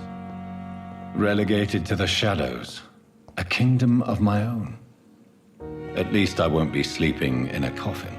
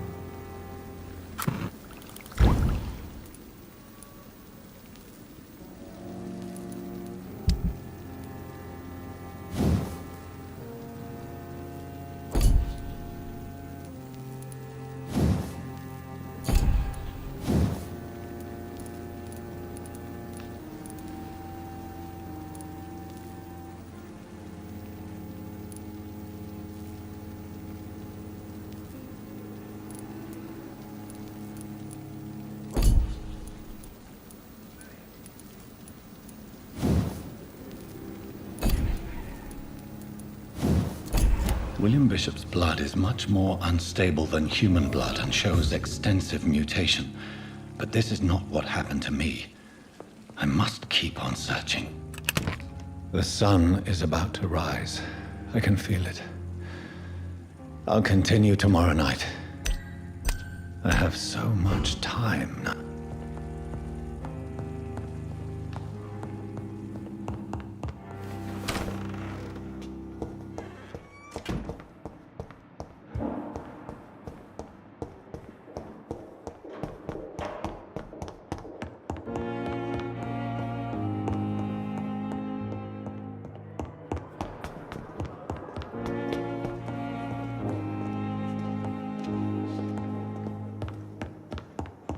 I cannot enter. Please come back later.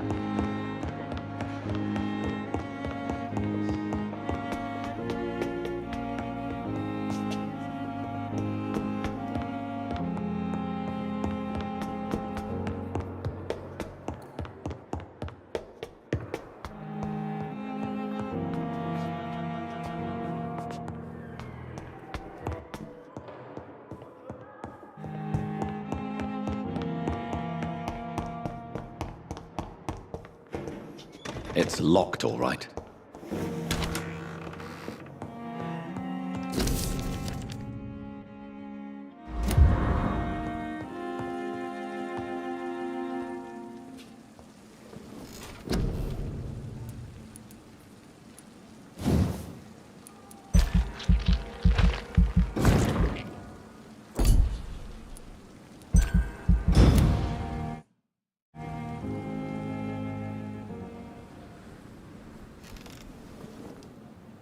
If I'm to stay here until my research is complete, I'd better learn to hide my true nature from the mortals.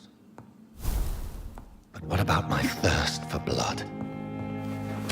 Dr. Swansea asked me to connect you, Dr. Reed. Hurry up! Yes, Nurse Crane? I'm so A crisis, you... Our supply of antiseptics is nearly depleted. I was hoping there was another box up here, but...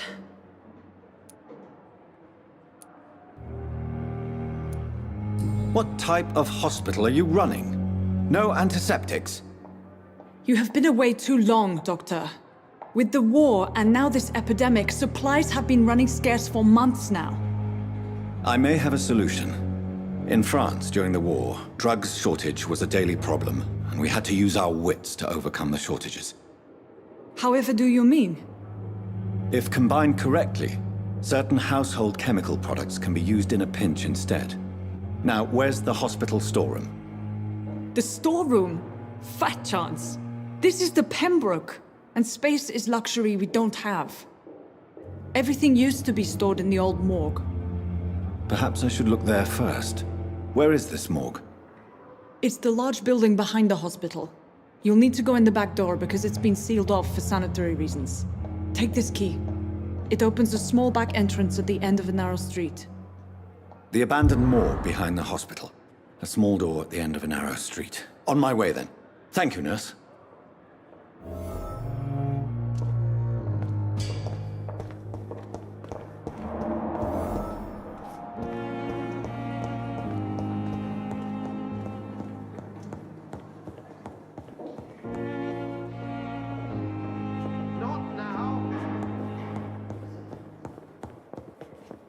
Yes, Doctor?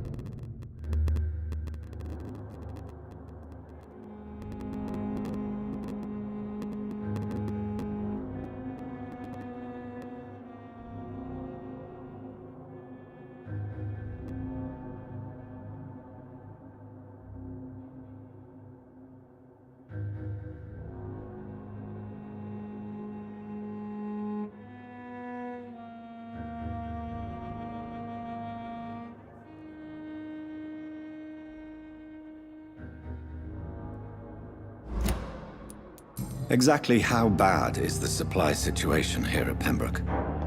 It really depends. Dr. Swansea deftly works his society contacts for monies, but with the quarantine, well, we're in God's hands. Please, could you point me in the direction? It's the large boarded-up building behind the hospital. You can't miss it. The key I gave you will open the small back door to it. Why then do you always work the nights? At the Pembroke, we're always hands on deck. Lack of sleep and the medical profession always ends in disaster. I've witnessed many a colleague succumb to stimulants to fight exhaustion. Drugs were as deadly as bullets in the trenches. London's trenches start here at Pembroke Hospital. We are on the front line, make no mistake. Your dedication to the Pembroke does you credit, Nurse Crane, but when do you sleep? We staff get our sleep when we can, Doctor. Nursing is a vocation, not the labor of a journeyman. That's all for now.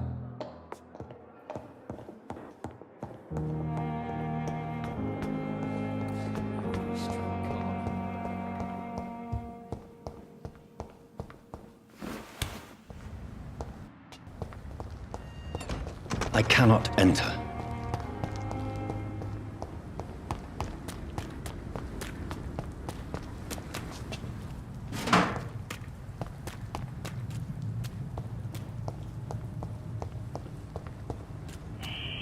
Scowl voices in the garden. I should...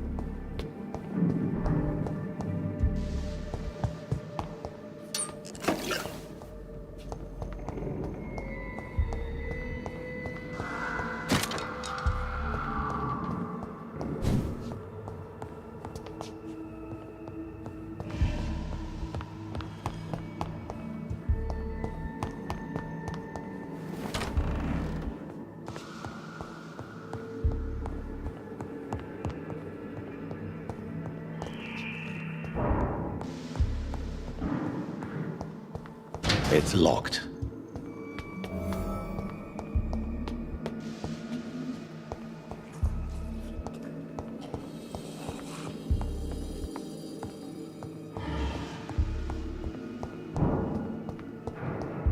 Balls of Mars. Fortifiers.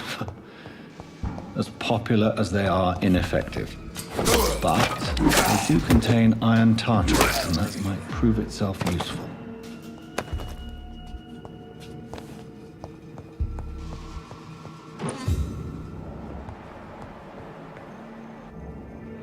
This key will surely grant me access to the basement.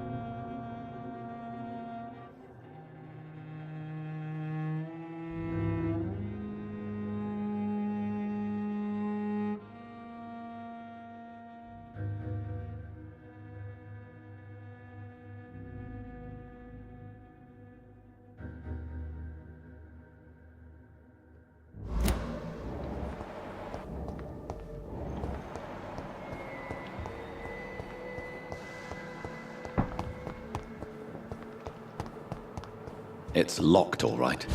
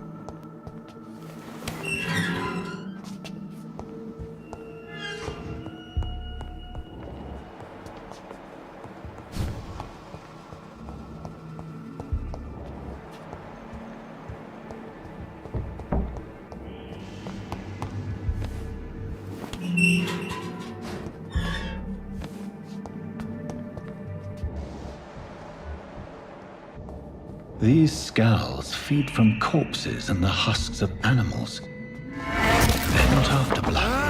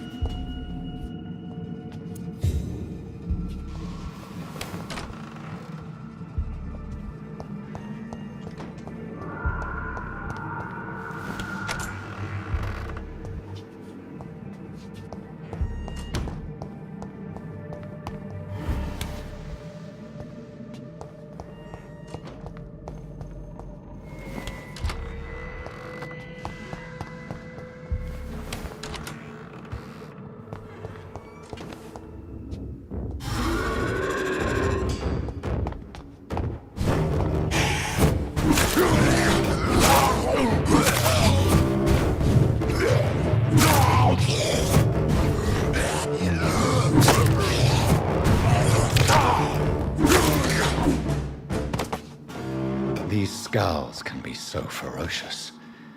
I'm not sure I can defeat them without becoming stronger. To drink blood is so tempting.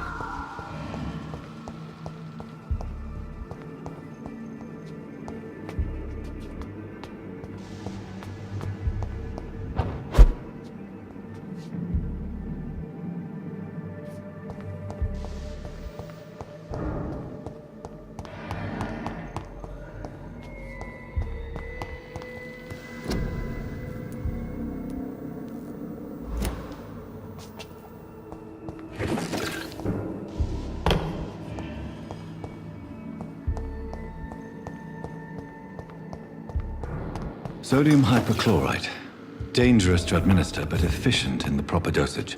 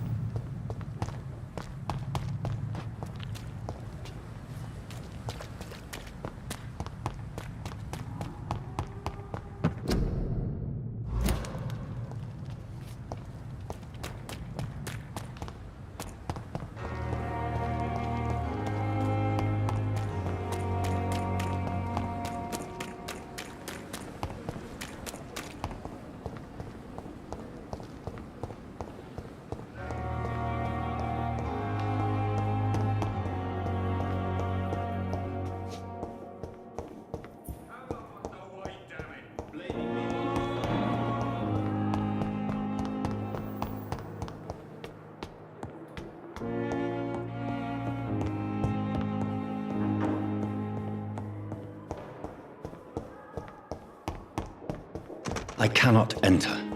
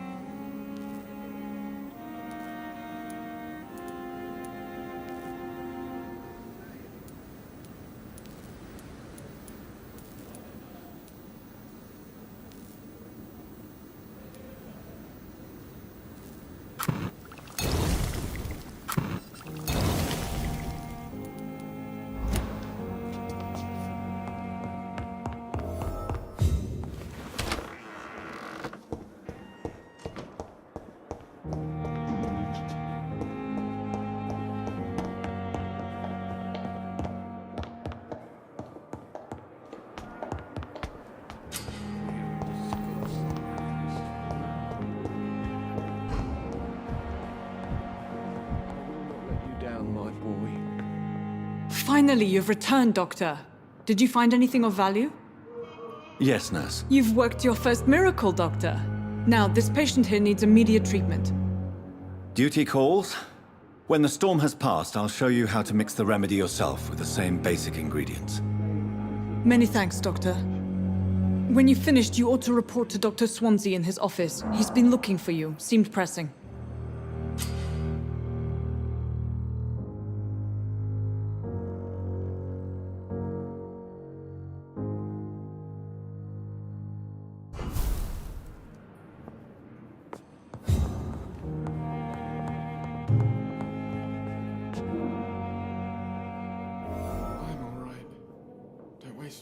Good evening. Good evening, Doctor.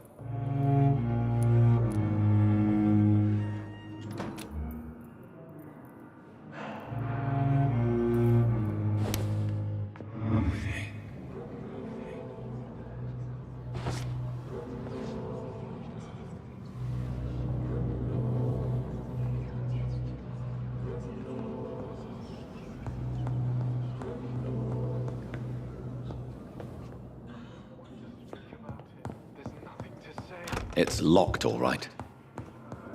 You always knew the word.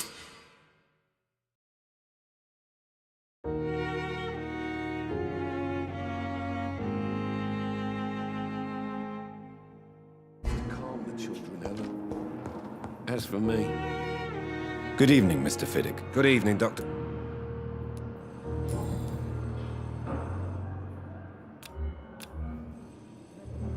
Is there anything else that's I'm all right. Goodbye for now, Mr. I will not let you down, my boy.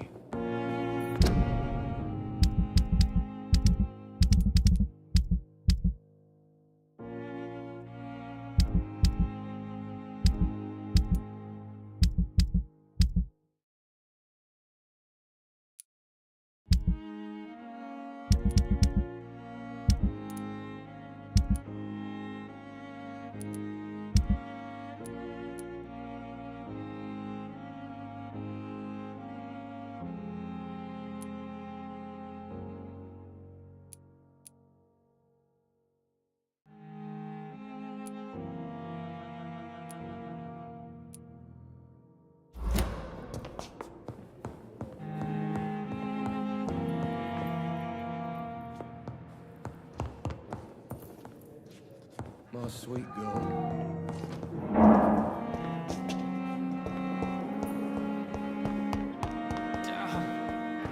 The pain.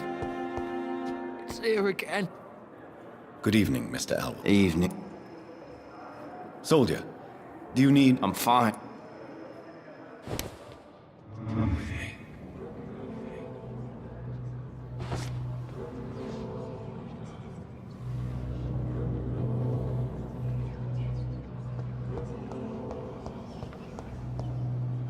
Hello again.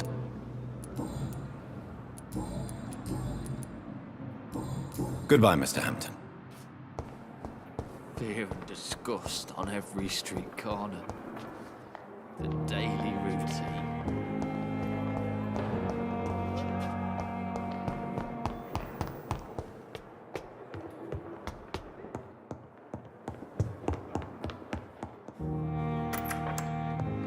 Please, Jonathan, come in. Fascinating, is it not? In the last decade, so many mysteries have been brought to light with our microscopes. The human body, biology's penultimate frontier. The more we explore its boundaries, the less we're able to trace a clear line between life and death. You, my friend, have a foot in both countries. The view must be vertiginous. It's at least as vertiginous as chatting about vampires with you, I would say. This must be all so new to you. This area of town, the hospital, a brand new life. How stimulating it must be.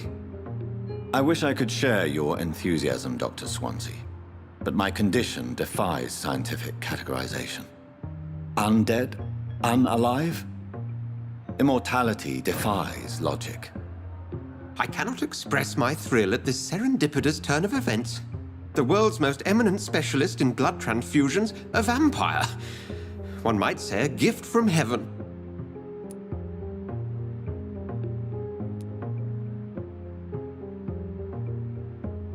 It may seem strange, but your words have brought... Forgive me. I've been an admirer of your work for a long time, and now you are so much more than a brilliant physician. And please, call me Edgar.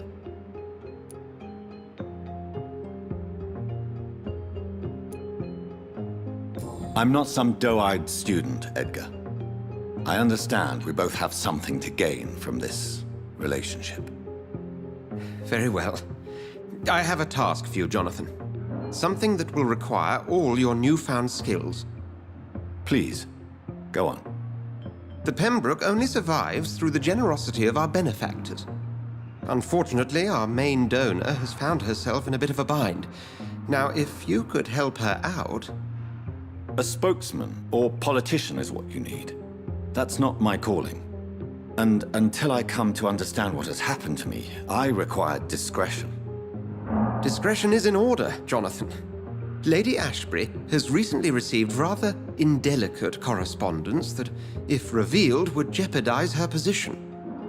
And you would like me to eradicate this threat? By the stole, of course not. I would just like you to pay her a visit. Her ladyship is certainly near the tents outside, tending the sick. You can't miss her. Look for someone impossibly delicate. Accepted. I'll see what kind of trouble Lady Ashbury is in.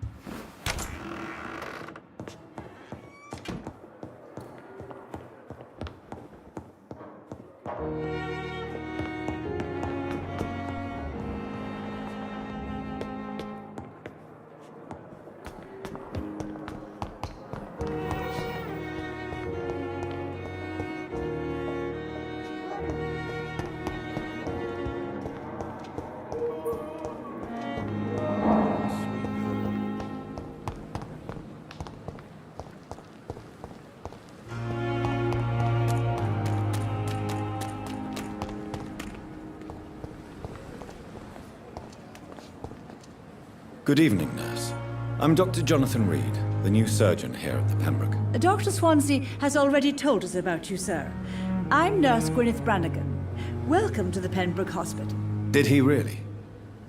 It's a good thing I wasn't hoping to keep a low profile. All members of staff have already read about your new blood transfusion technique. Dr. Swansea made sure of that. I see. Well, I'm a little surprised, but I suppose I'll just have to deal with this unexpected notoriety. You must know, blood transfusions are Dr. Swansea's primary subject of research. He is convinced it is the future.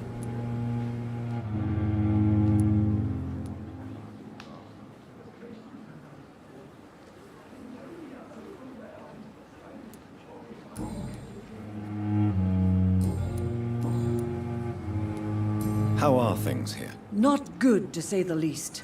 We're struggling against an invisible enemy, more lethal than any bullet from a gun. It's hard, Doctor. An invisible enemy? Quite a poetic term for a disease, especially from a nurse. Sorry, Doctor. These last few weeks have been exhausting. We could all do with a good night's sleep. Do you think this hospital can survive the epidemic? We are all volunteers here, and we're trying to hold fast, but how do we beat an invisible killer? Some nurses have already resigned. Do you think this hospital can survive the epidemic? We are all volunteers here, and we're trying to hold fast, but how do we beat an invisible killer? Some nurses have already resigned.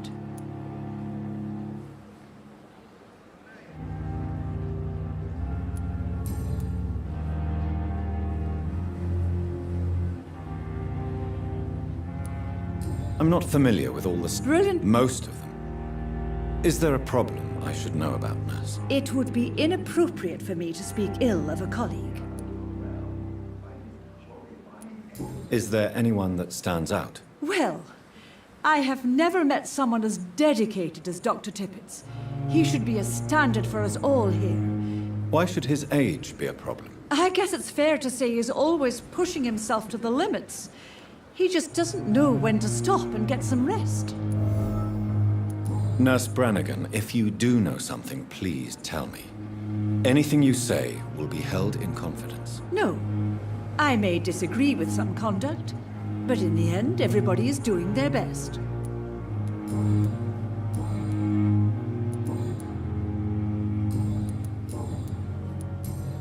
Goodbye, nurse.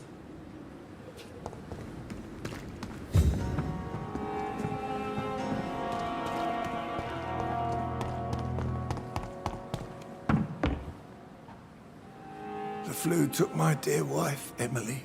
I take comfort knowing we'll soon be together again. Mr. Rainfield, that's no way to talk.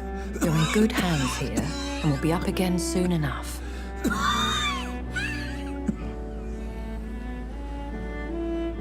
Now do me a kindness and get some sleep.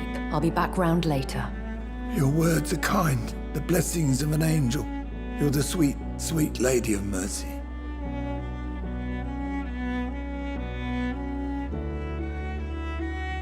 Good evening, Dr. Reed. It's a pleasure to see you again. You seem surprised. Dr. Swansea has brought me up to speed concerning your recent appointment to Pembroke Hospital. You're a the lady who saved me that night, before vanishing into thin air. I remember you from the pub with Dr. Swansea. Indeed. Allow me to introduce myself formally this time. My name is Lady Ashbury. I remember you well, in spite of the brevity of our encounter.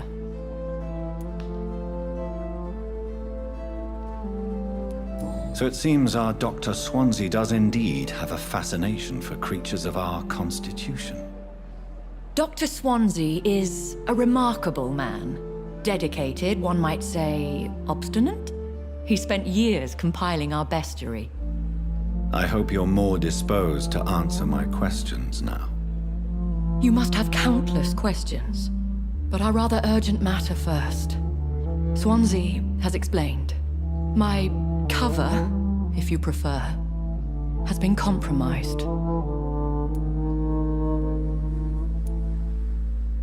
Dr. Swansea has commissioned me to be your agent in this matter. You could start by explaining what's amiss. These past insufferable weeks, I've been the victim of extortion. I've made a first payment, but the blackmailer grows greedy. I must refuse his most recent demands.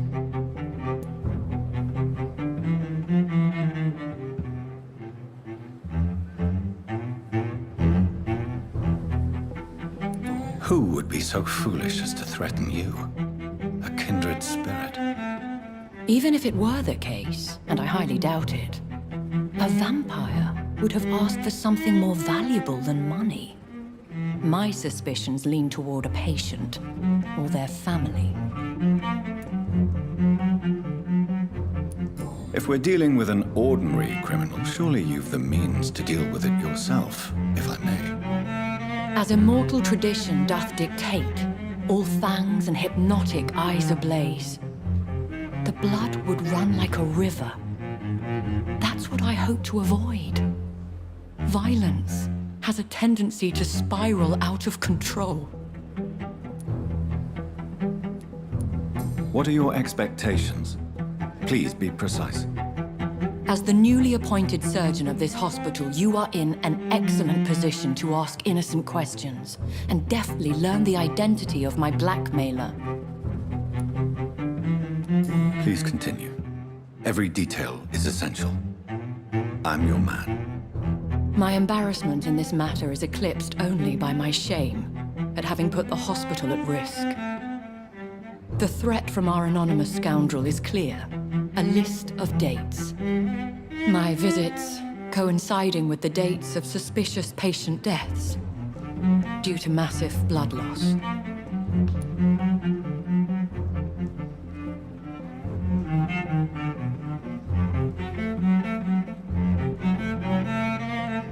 Is it true? Now aren't you the blunt one?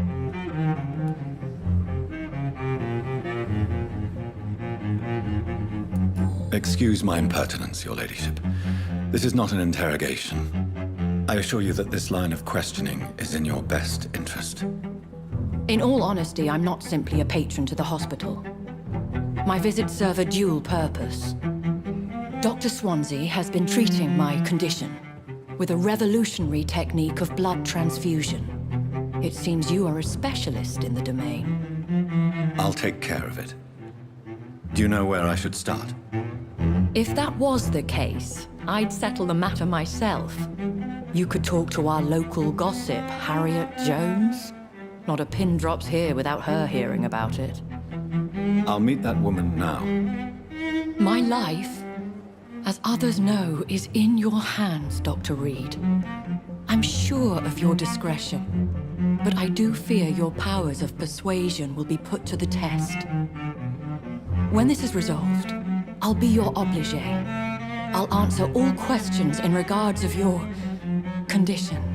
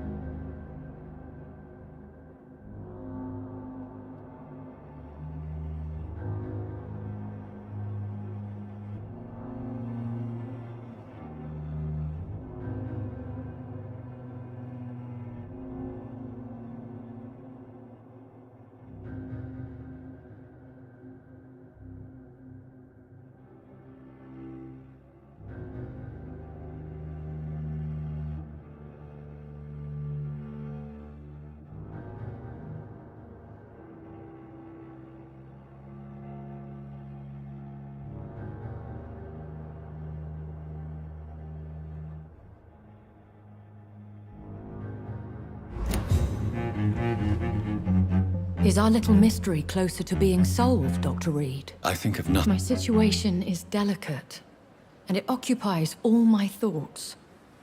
The blackmail must stop. I need assurance. Perhaps I should consider the offer from that Cadogan fellow.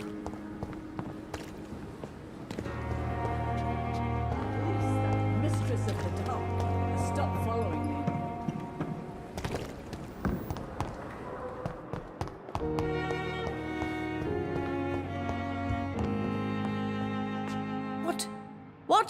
What is this? Who are you? Get out of my room. There's no need for alarm, madam. I'm Dr. Reed, the new surgeon. Preposterous. Dr. Reed, you say? I don't want some bumbling intern. Where's Dr. Swansea? Dr. Swansea is quite busy, and I need you to help me get acclimated. I have many questions. How brave. Threatening an old defenseless woman. You know how long I've been a patient here? You've picked the wrong fight. I'm Harriet Jones. Harriet Jones? Indeed. I've been meaning to have a chat with you. You know what goes on here better than any other patient, I gather. Oh, better than any patient, nurse or doctor. I've seen so many vile undertakings. I heard there have been some despicable goings-on. Was there a case of blackmail? Blackmail? Wait. You're investigating something. This isn't a social call. One of those incompetent cunts slit a poor sod's vein. If I didn't know better, Miss Jones, I'd be inclined to say you enjoy this type of idle gossip.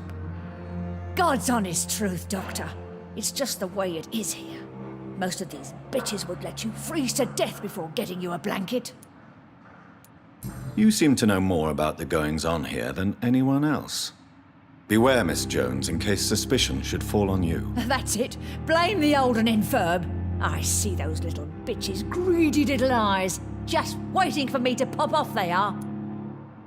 I assure you, madam, this is not an investigation into a possible medical error. Debauchery, then? Nurses Crane, Hawkins, Brannigans, whores, all of them. They can't keep their legs shut. I've seen them scratching slutty sores. Really? Well, if you have irrefutable proof, I'll not have the staff behaving in such a manner here. This is your business, Doctor, not mine. But I swear one of the nurses is cavorting with some man on hospital hours. Thank you for your time, Miss Jones. You've given me something to go on. See you on the next round. Miss Jones. Now, Well, if you if you could just tell me... It's terrible, Doctor. What with a pain in my chest, coughing up blood, and I get awfully tired. Wouldn't be so bad if I hadn't lost my house and all. I see. No one comes to visit, you know. Not even my own flesh and blood.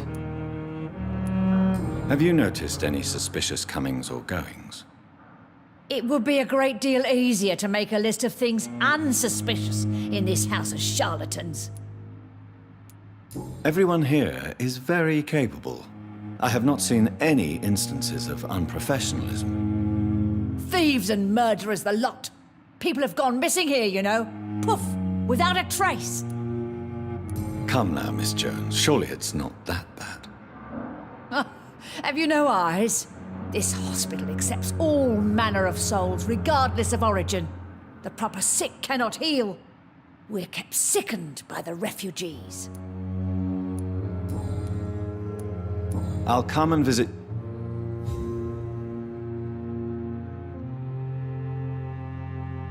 Miss Joe. Now, Well, I'll...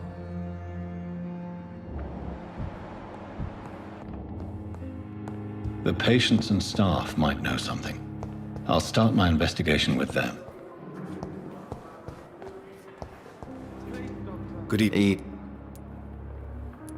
Have you heard rumors of underhand dealings in the hospital? If you want to know what's going on here,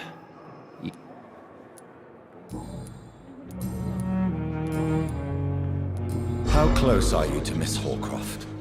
Are you aware that she thinks she is a vampire? To wait for her next nibble is the best reason to stay here. Every time she approaches my bed, she treats me like something tasty. A normal person. Aren't you afraid? She may hurt you if the game goes too far. She's quite harmless, I can assure you. Her head's broken inside is all, while I'm busted on the outside. So do you let her bite you? You know that's not sanitary. She could decide to bite... Then it's another good reason for me to... You do realize she's mentally disturbed. It's called the Kota. In her madness, she never refers to my scars. And frankly, if I could, I'd join her world. It seems... Goodbye for now.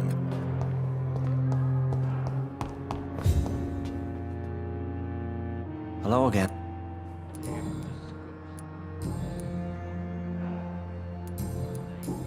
Goodbye, Mr. Hampton.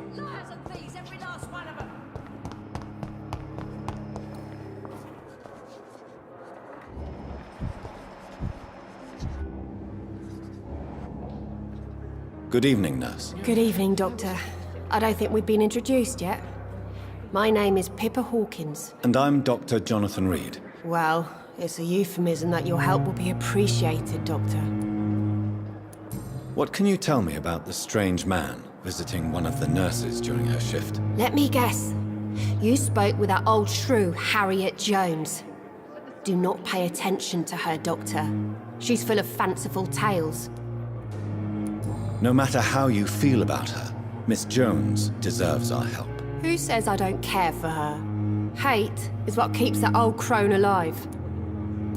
She could have been telling the truth about the mysterious man. That old witch will end up in hell soon enough. Who cares if a nurse finds some happiness where she can? Goodbye, Nurse Hawkins. Good evening, Nurse Hawkins. Good evening.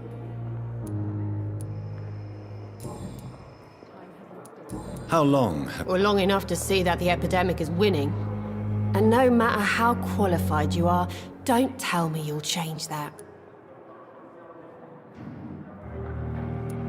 You'd be surprised what dedication can achieve, Nurse Hawkins. In medicine, sometimes we're just a test result away from a miracle. Sorry, Doctor. How is the Pembroke staff? Well, not well. Milton, the ambulance driver, is even more grumpy than usual. Especially concerning doctors. Why is Milton grumpy? Milton's not the kind of man who's bothered about a bad reputation, whether he deserved it or not. Why does Milton dislike doctors? I don't know. Just ask him. But be warned, Milton is not the chatty type. How would you describe the situation at the Pembroke Hospital? It's serious. The flu is wreaking havoc amongst the staff and patients. We are running out of everything.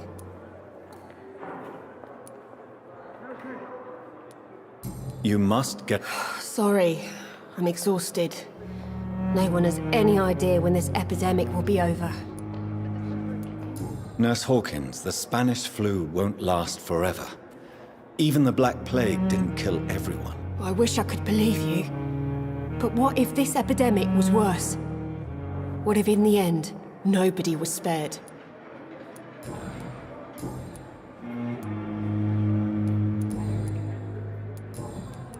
What can you tell me about the strange man visiting one of the nurses during her shift? Let me guess. Goodbye.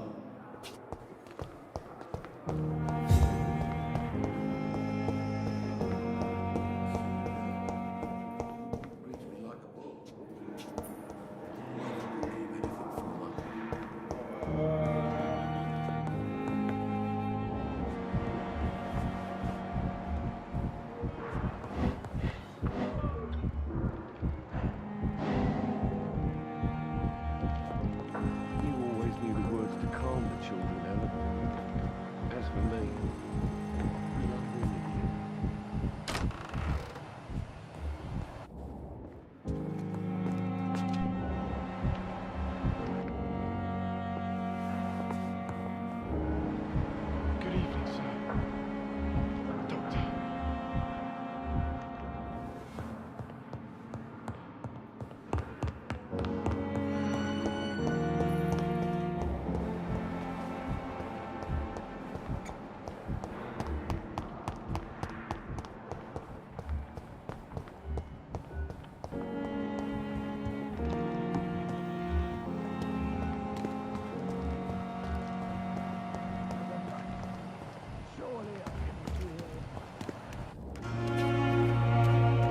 Good evening, nurse. Good evening. Have you seen a strange man? I've never heard of such a thing, Doctor. Do you know if any of the hospital staff have criminal backgrounds? The people who work here all come from very different backgrounds, Doctor. Just like the patients. Goodbye, nurse. Jesus, I've never seen so many people. Good evening. Dr. Reed, still working at night, I see. I like that. And why? People who don't sleep at night always seem more alive to me. More interesting, one way or another.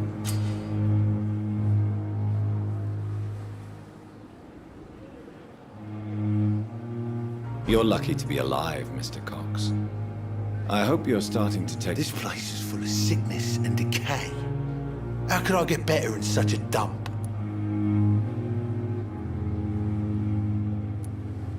Consider yourself lucky that I'm treating all of my patients equally. But don't push your luck. Don't play the innocent with me. I'm sure you have good reasons to act this way.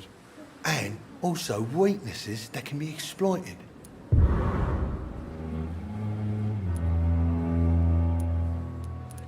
Have you heard of any underhand dealings going on in the hospital? Blackmail?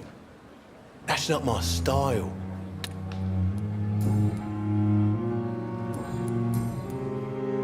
How is your hospitalization going, Mr. Cox? This is a shitty place with shitty staff. But as long as I'm treated all right, I'll be fine.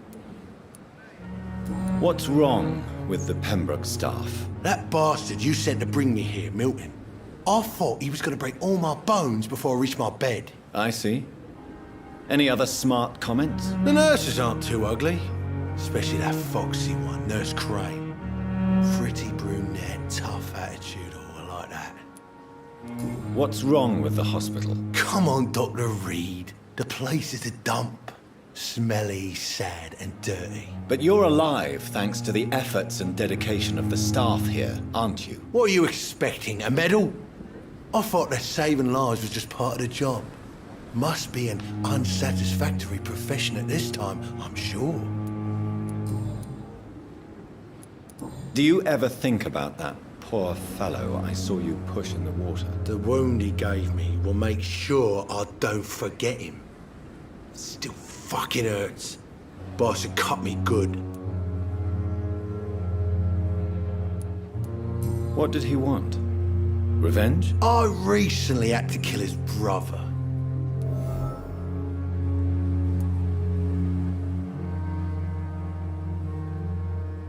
Only the strongest survive, then? Survival at all costs. Is that all you think about? I'm the toughest bastard you'll ever meet, Dr. Reed. And I don't give a fuck what you think of me. Do you... The wound... That man was determined to murder you. You almost died. What a surprise. The first time I met him, he nearly shit himself. Fucking coward. I guess revenge gives you balls. I'll leave you for now. When I get back, I'll have a word with Tom. He's really pissed me off this time.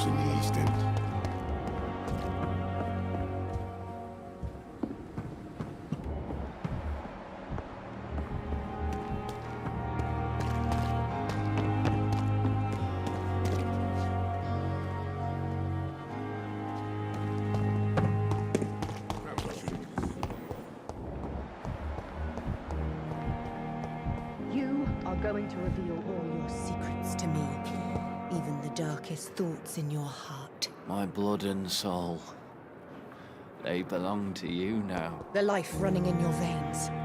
This dead flesh needs it. Oh, please spare me, Dark Queen. Spare your obedient slave.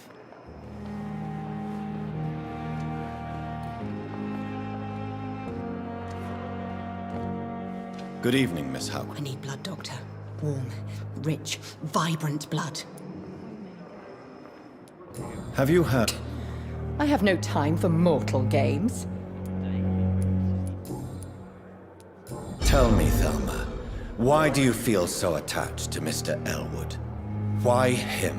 I'm not sure, Doctor. I think we have a bond of some sort. We've both suffered so much. He's the only mortal I find interesting. Do you plan to make him a vampire too? Of course not. How could I inflict my curse on anybody else? I'm not that cruel, Doctor. Would you say you and Mr. Elwood are... No. No, Thomas is a delicate soul. I'll leave you.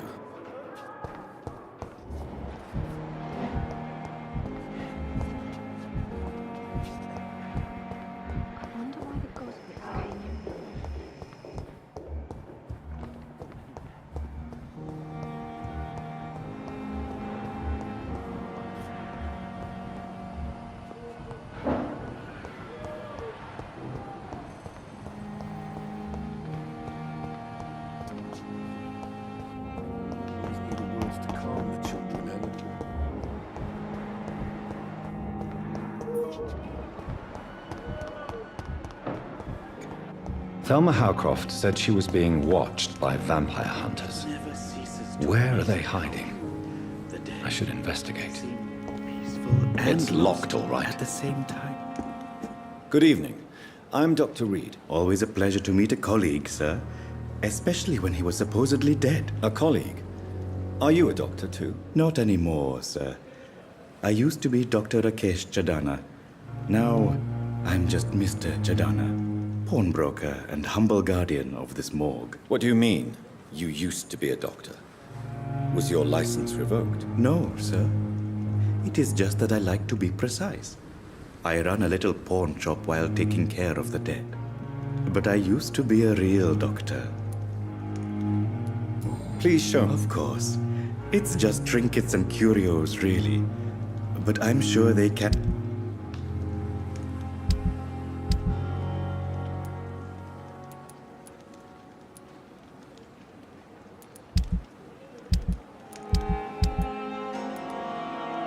never ceases to it. Good evening. Have you heard of... Pardon me, sir, but I haven't...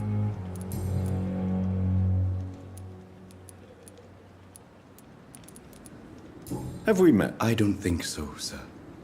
Why? When we first talked, you said you were glad to meet me since I was reported dead. Funny story, sir. Your sister came here a few nights ago. You were missing, and she was looking for your body. She must be very relieved now. Are you afraid, or... Why should I? These bodies are empty vessels. Flesh left to decay. Poof. No soul anymore. All gone. An interesting point of view. And quite an exotic one, too. Most people fear, or at least have a respect, for dead flesh. Sir, as a medic during the war, I learned to face my death and the death of others. It's the pain we have to tame, not death itself. How did you get this? After I left the army, I worked as an undertaker down by the docks. A dangerous place with many an unpleasant business there. Do you work here alone? Yes, very easy work, sir. All I have to do is watch a few bodies. Why do you have to watch these bodies? Because these poor fellows have no names. We keep them in case someone comes looking for the missing. Sadly, very rarely happens. Why close the hospital's main morgue? It was for sanitary reasons after the beginning of the epidemic. Cadavers had to...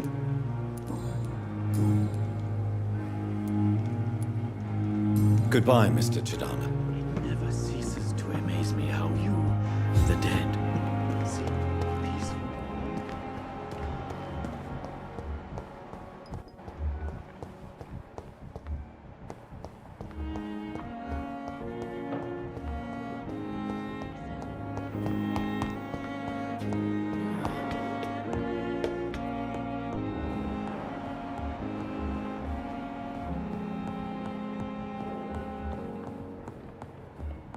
I cannot enter.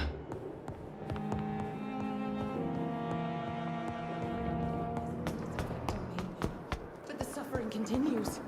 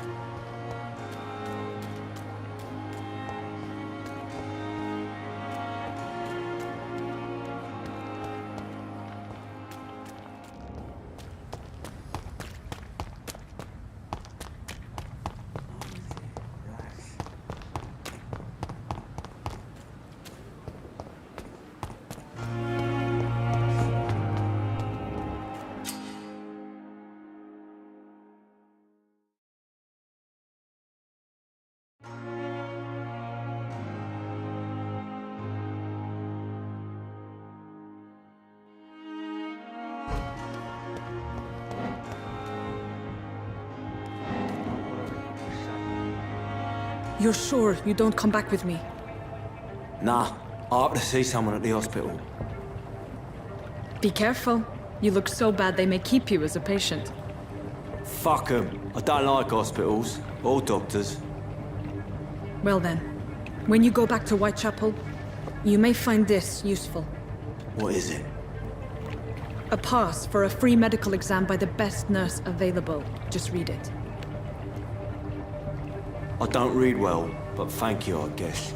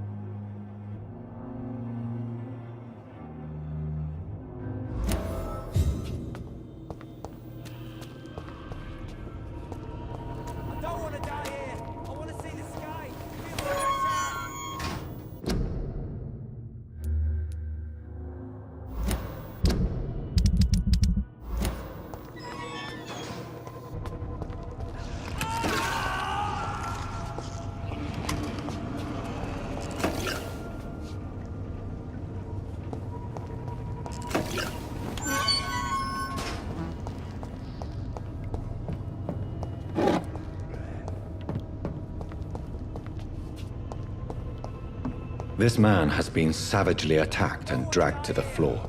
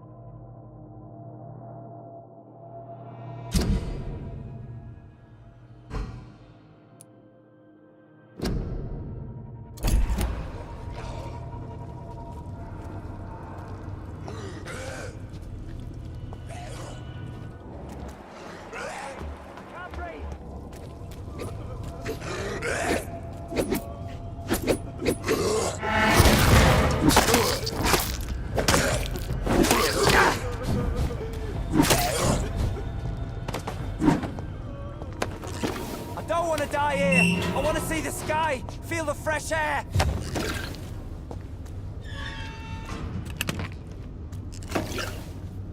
Are you injured, sir? Help me get out of here. I need to get out. I'm Dr. Reed, and I'd be glad to help you, but you must calm down first. Please, take a deep breath and tell me your name. Okay. I'm Oswald Thatcher. Please, I need to get out. All right, Mr. Thatcher, you're safe now. Do you think you can reach the street by yourself? Yes, I do. Good. Now leave this place and enjoy the cool night air. It's quite invigorating. I'm sure you'll feel better if you do.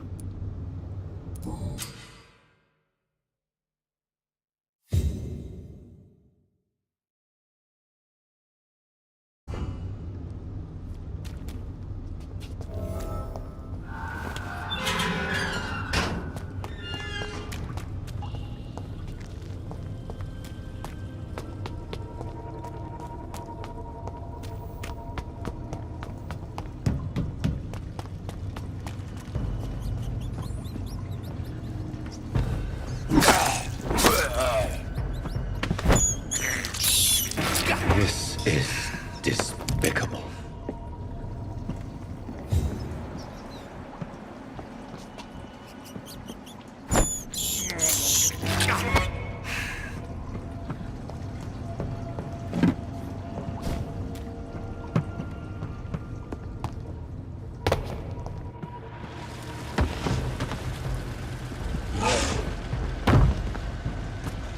What sort of creature is this?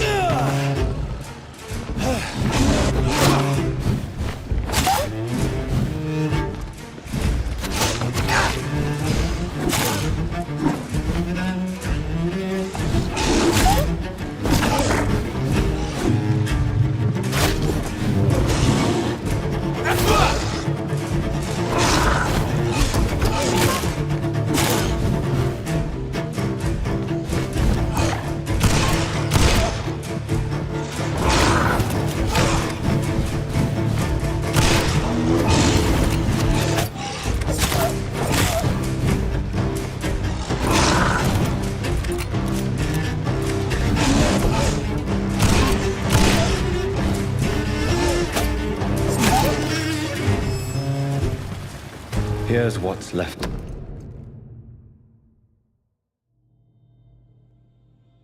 Some voucher for a free checkup in Whitechapel. What is Nurse Crane up to? I really must find her.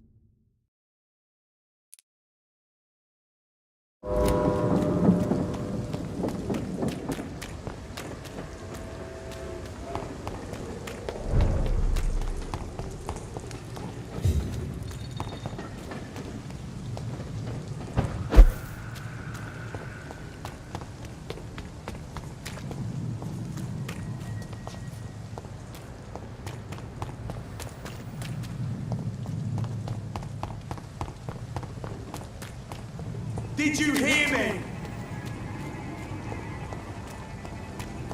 sir! Step away! Over there! There's one of them vermin!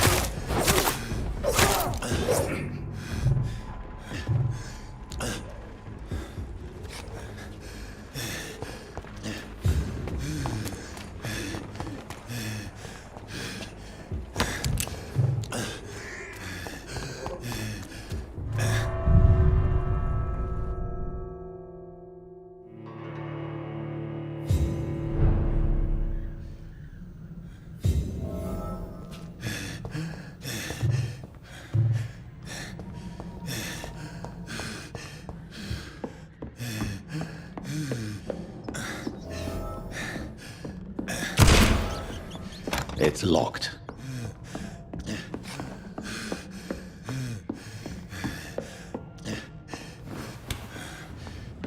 These are attacking me!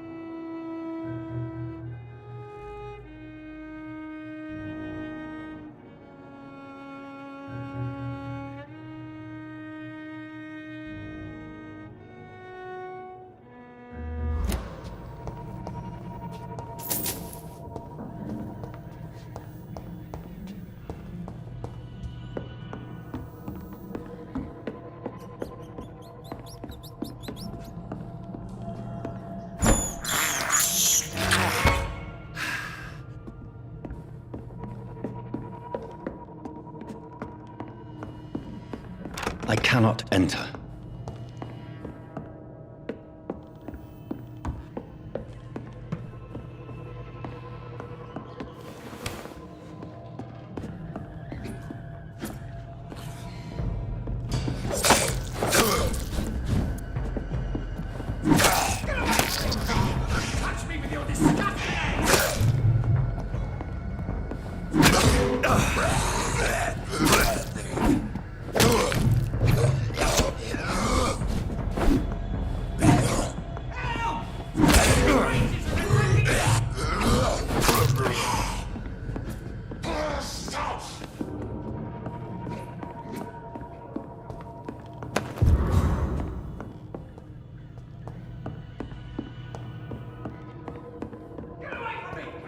Catch me with your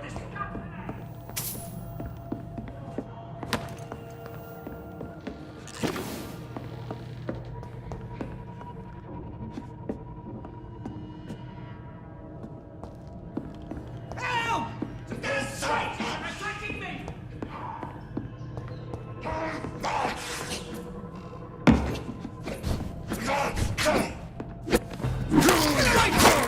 Don't touch me with your disgusting hands!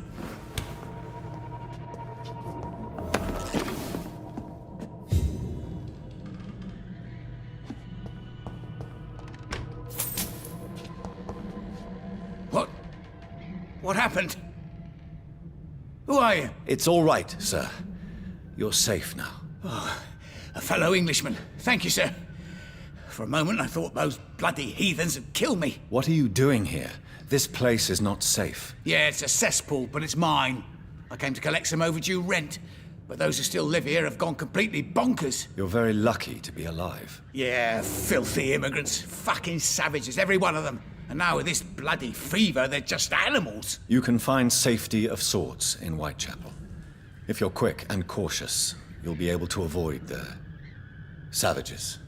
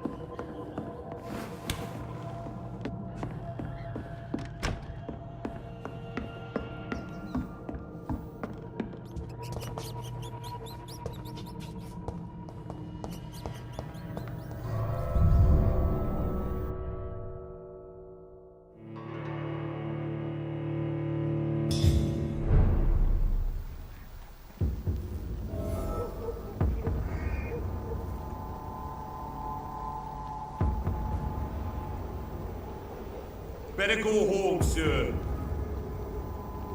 I said go back home. Steady, boys! We've got one of them!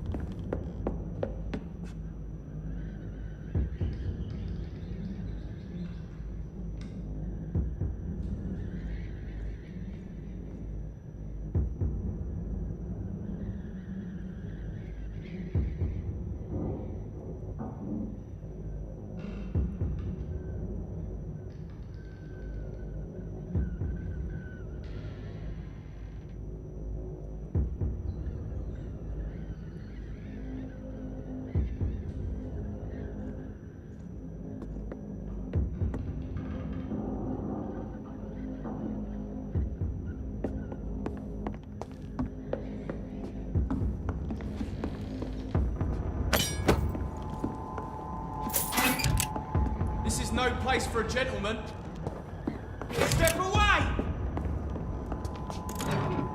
Die!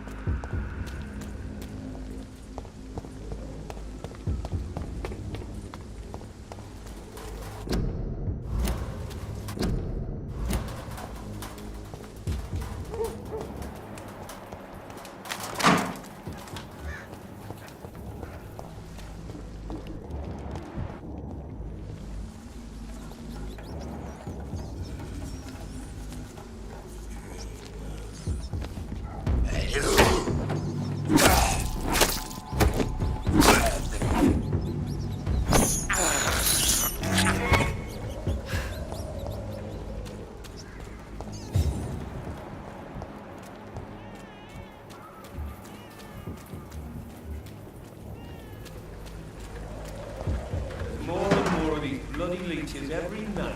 Aye, but the guards recruit more and more every year. When did you join the guard? 2 days ago. This is my first patrol.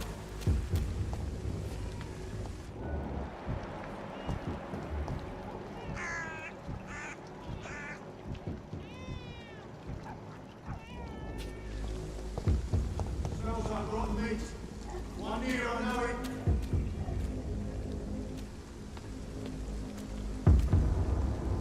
Turn around, sir. Get back in the street!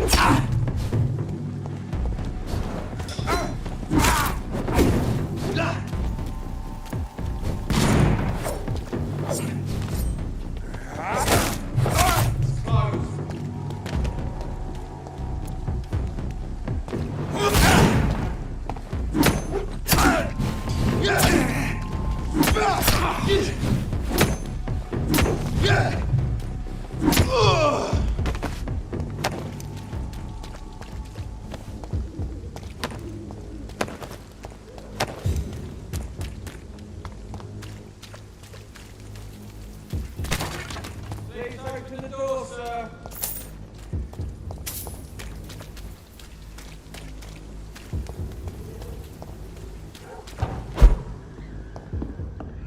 It's locked.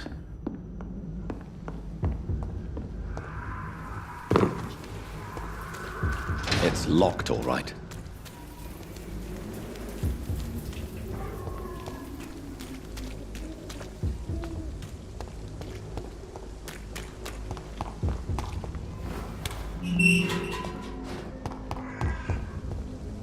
Whitechapel. This neighborhood is linked somehow to the kind Lady Ashbury's blackmail. First, let's find this Petrescu fellow.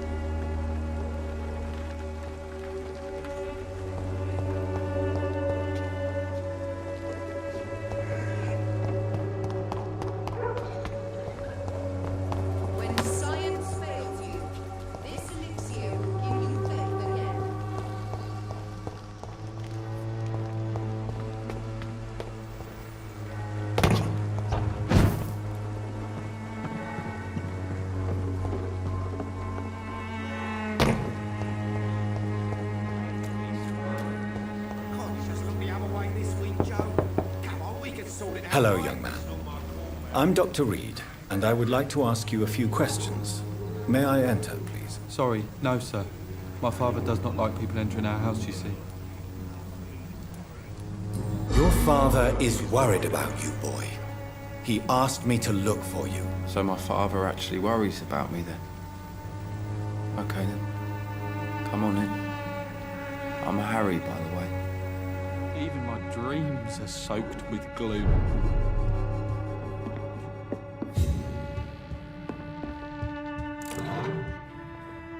So, may I ask you a few questions? I'm not bothered. What could be worse? Do you know Nurse Dorothy Crane from the Pembroke Hospital? I'd like to know more about her. Yes, I know her. She came here to examine me when I was very sick. She said I should go out more. How do you feel? I'm fine. I mean, it's not easy every day, but I'm fine. I'm just tired of being sick all the time. If only I could be tough, like... well, you know. Speaking of which, what can you tell me about your father? My father is an idiot who makes idiot things. That's all I have to say.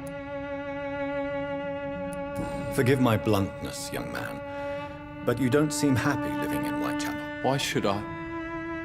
I never wanted to come here in the first place. It was my father's decision. And look around you. Does this look like a nice place to live?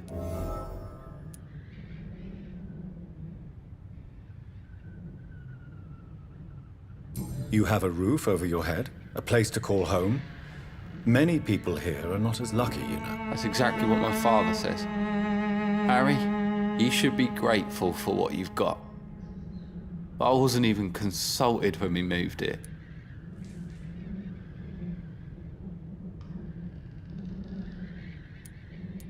If life here is so terrible for you, why don't you just leave this place? Have you ever spoken to your father about it? I don't go outside. It terrifies me so. I went outside once without my father noticing and I saw terrible things. Bloody and frightening things. So that's why you stay at home all day? For fear of the epidemic? I'm not afraid of disease or death, Dr. Reed. It's the living I'm afraid of.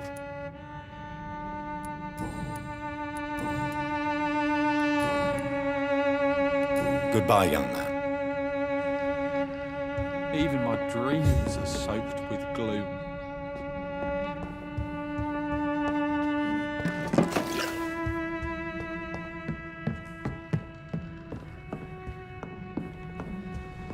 It's locked.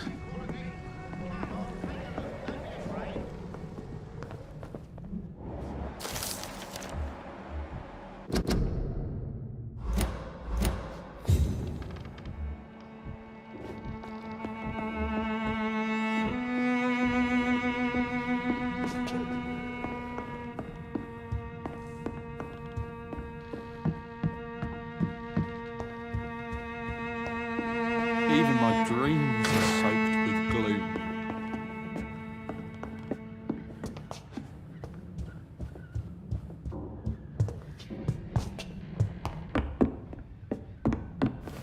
Is there only pain and suffering in this world?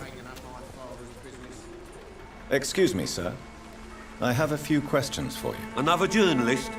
I didn't answer the first one, so piss off! I'm not a journalist, I'm a doctor. A doctor, you say? It's quite a rare breed in this part of town. Really?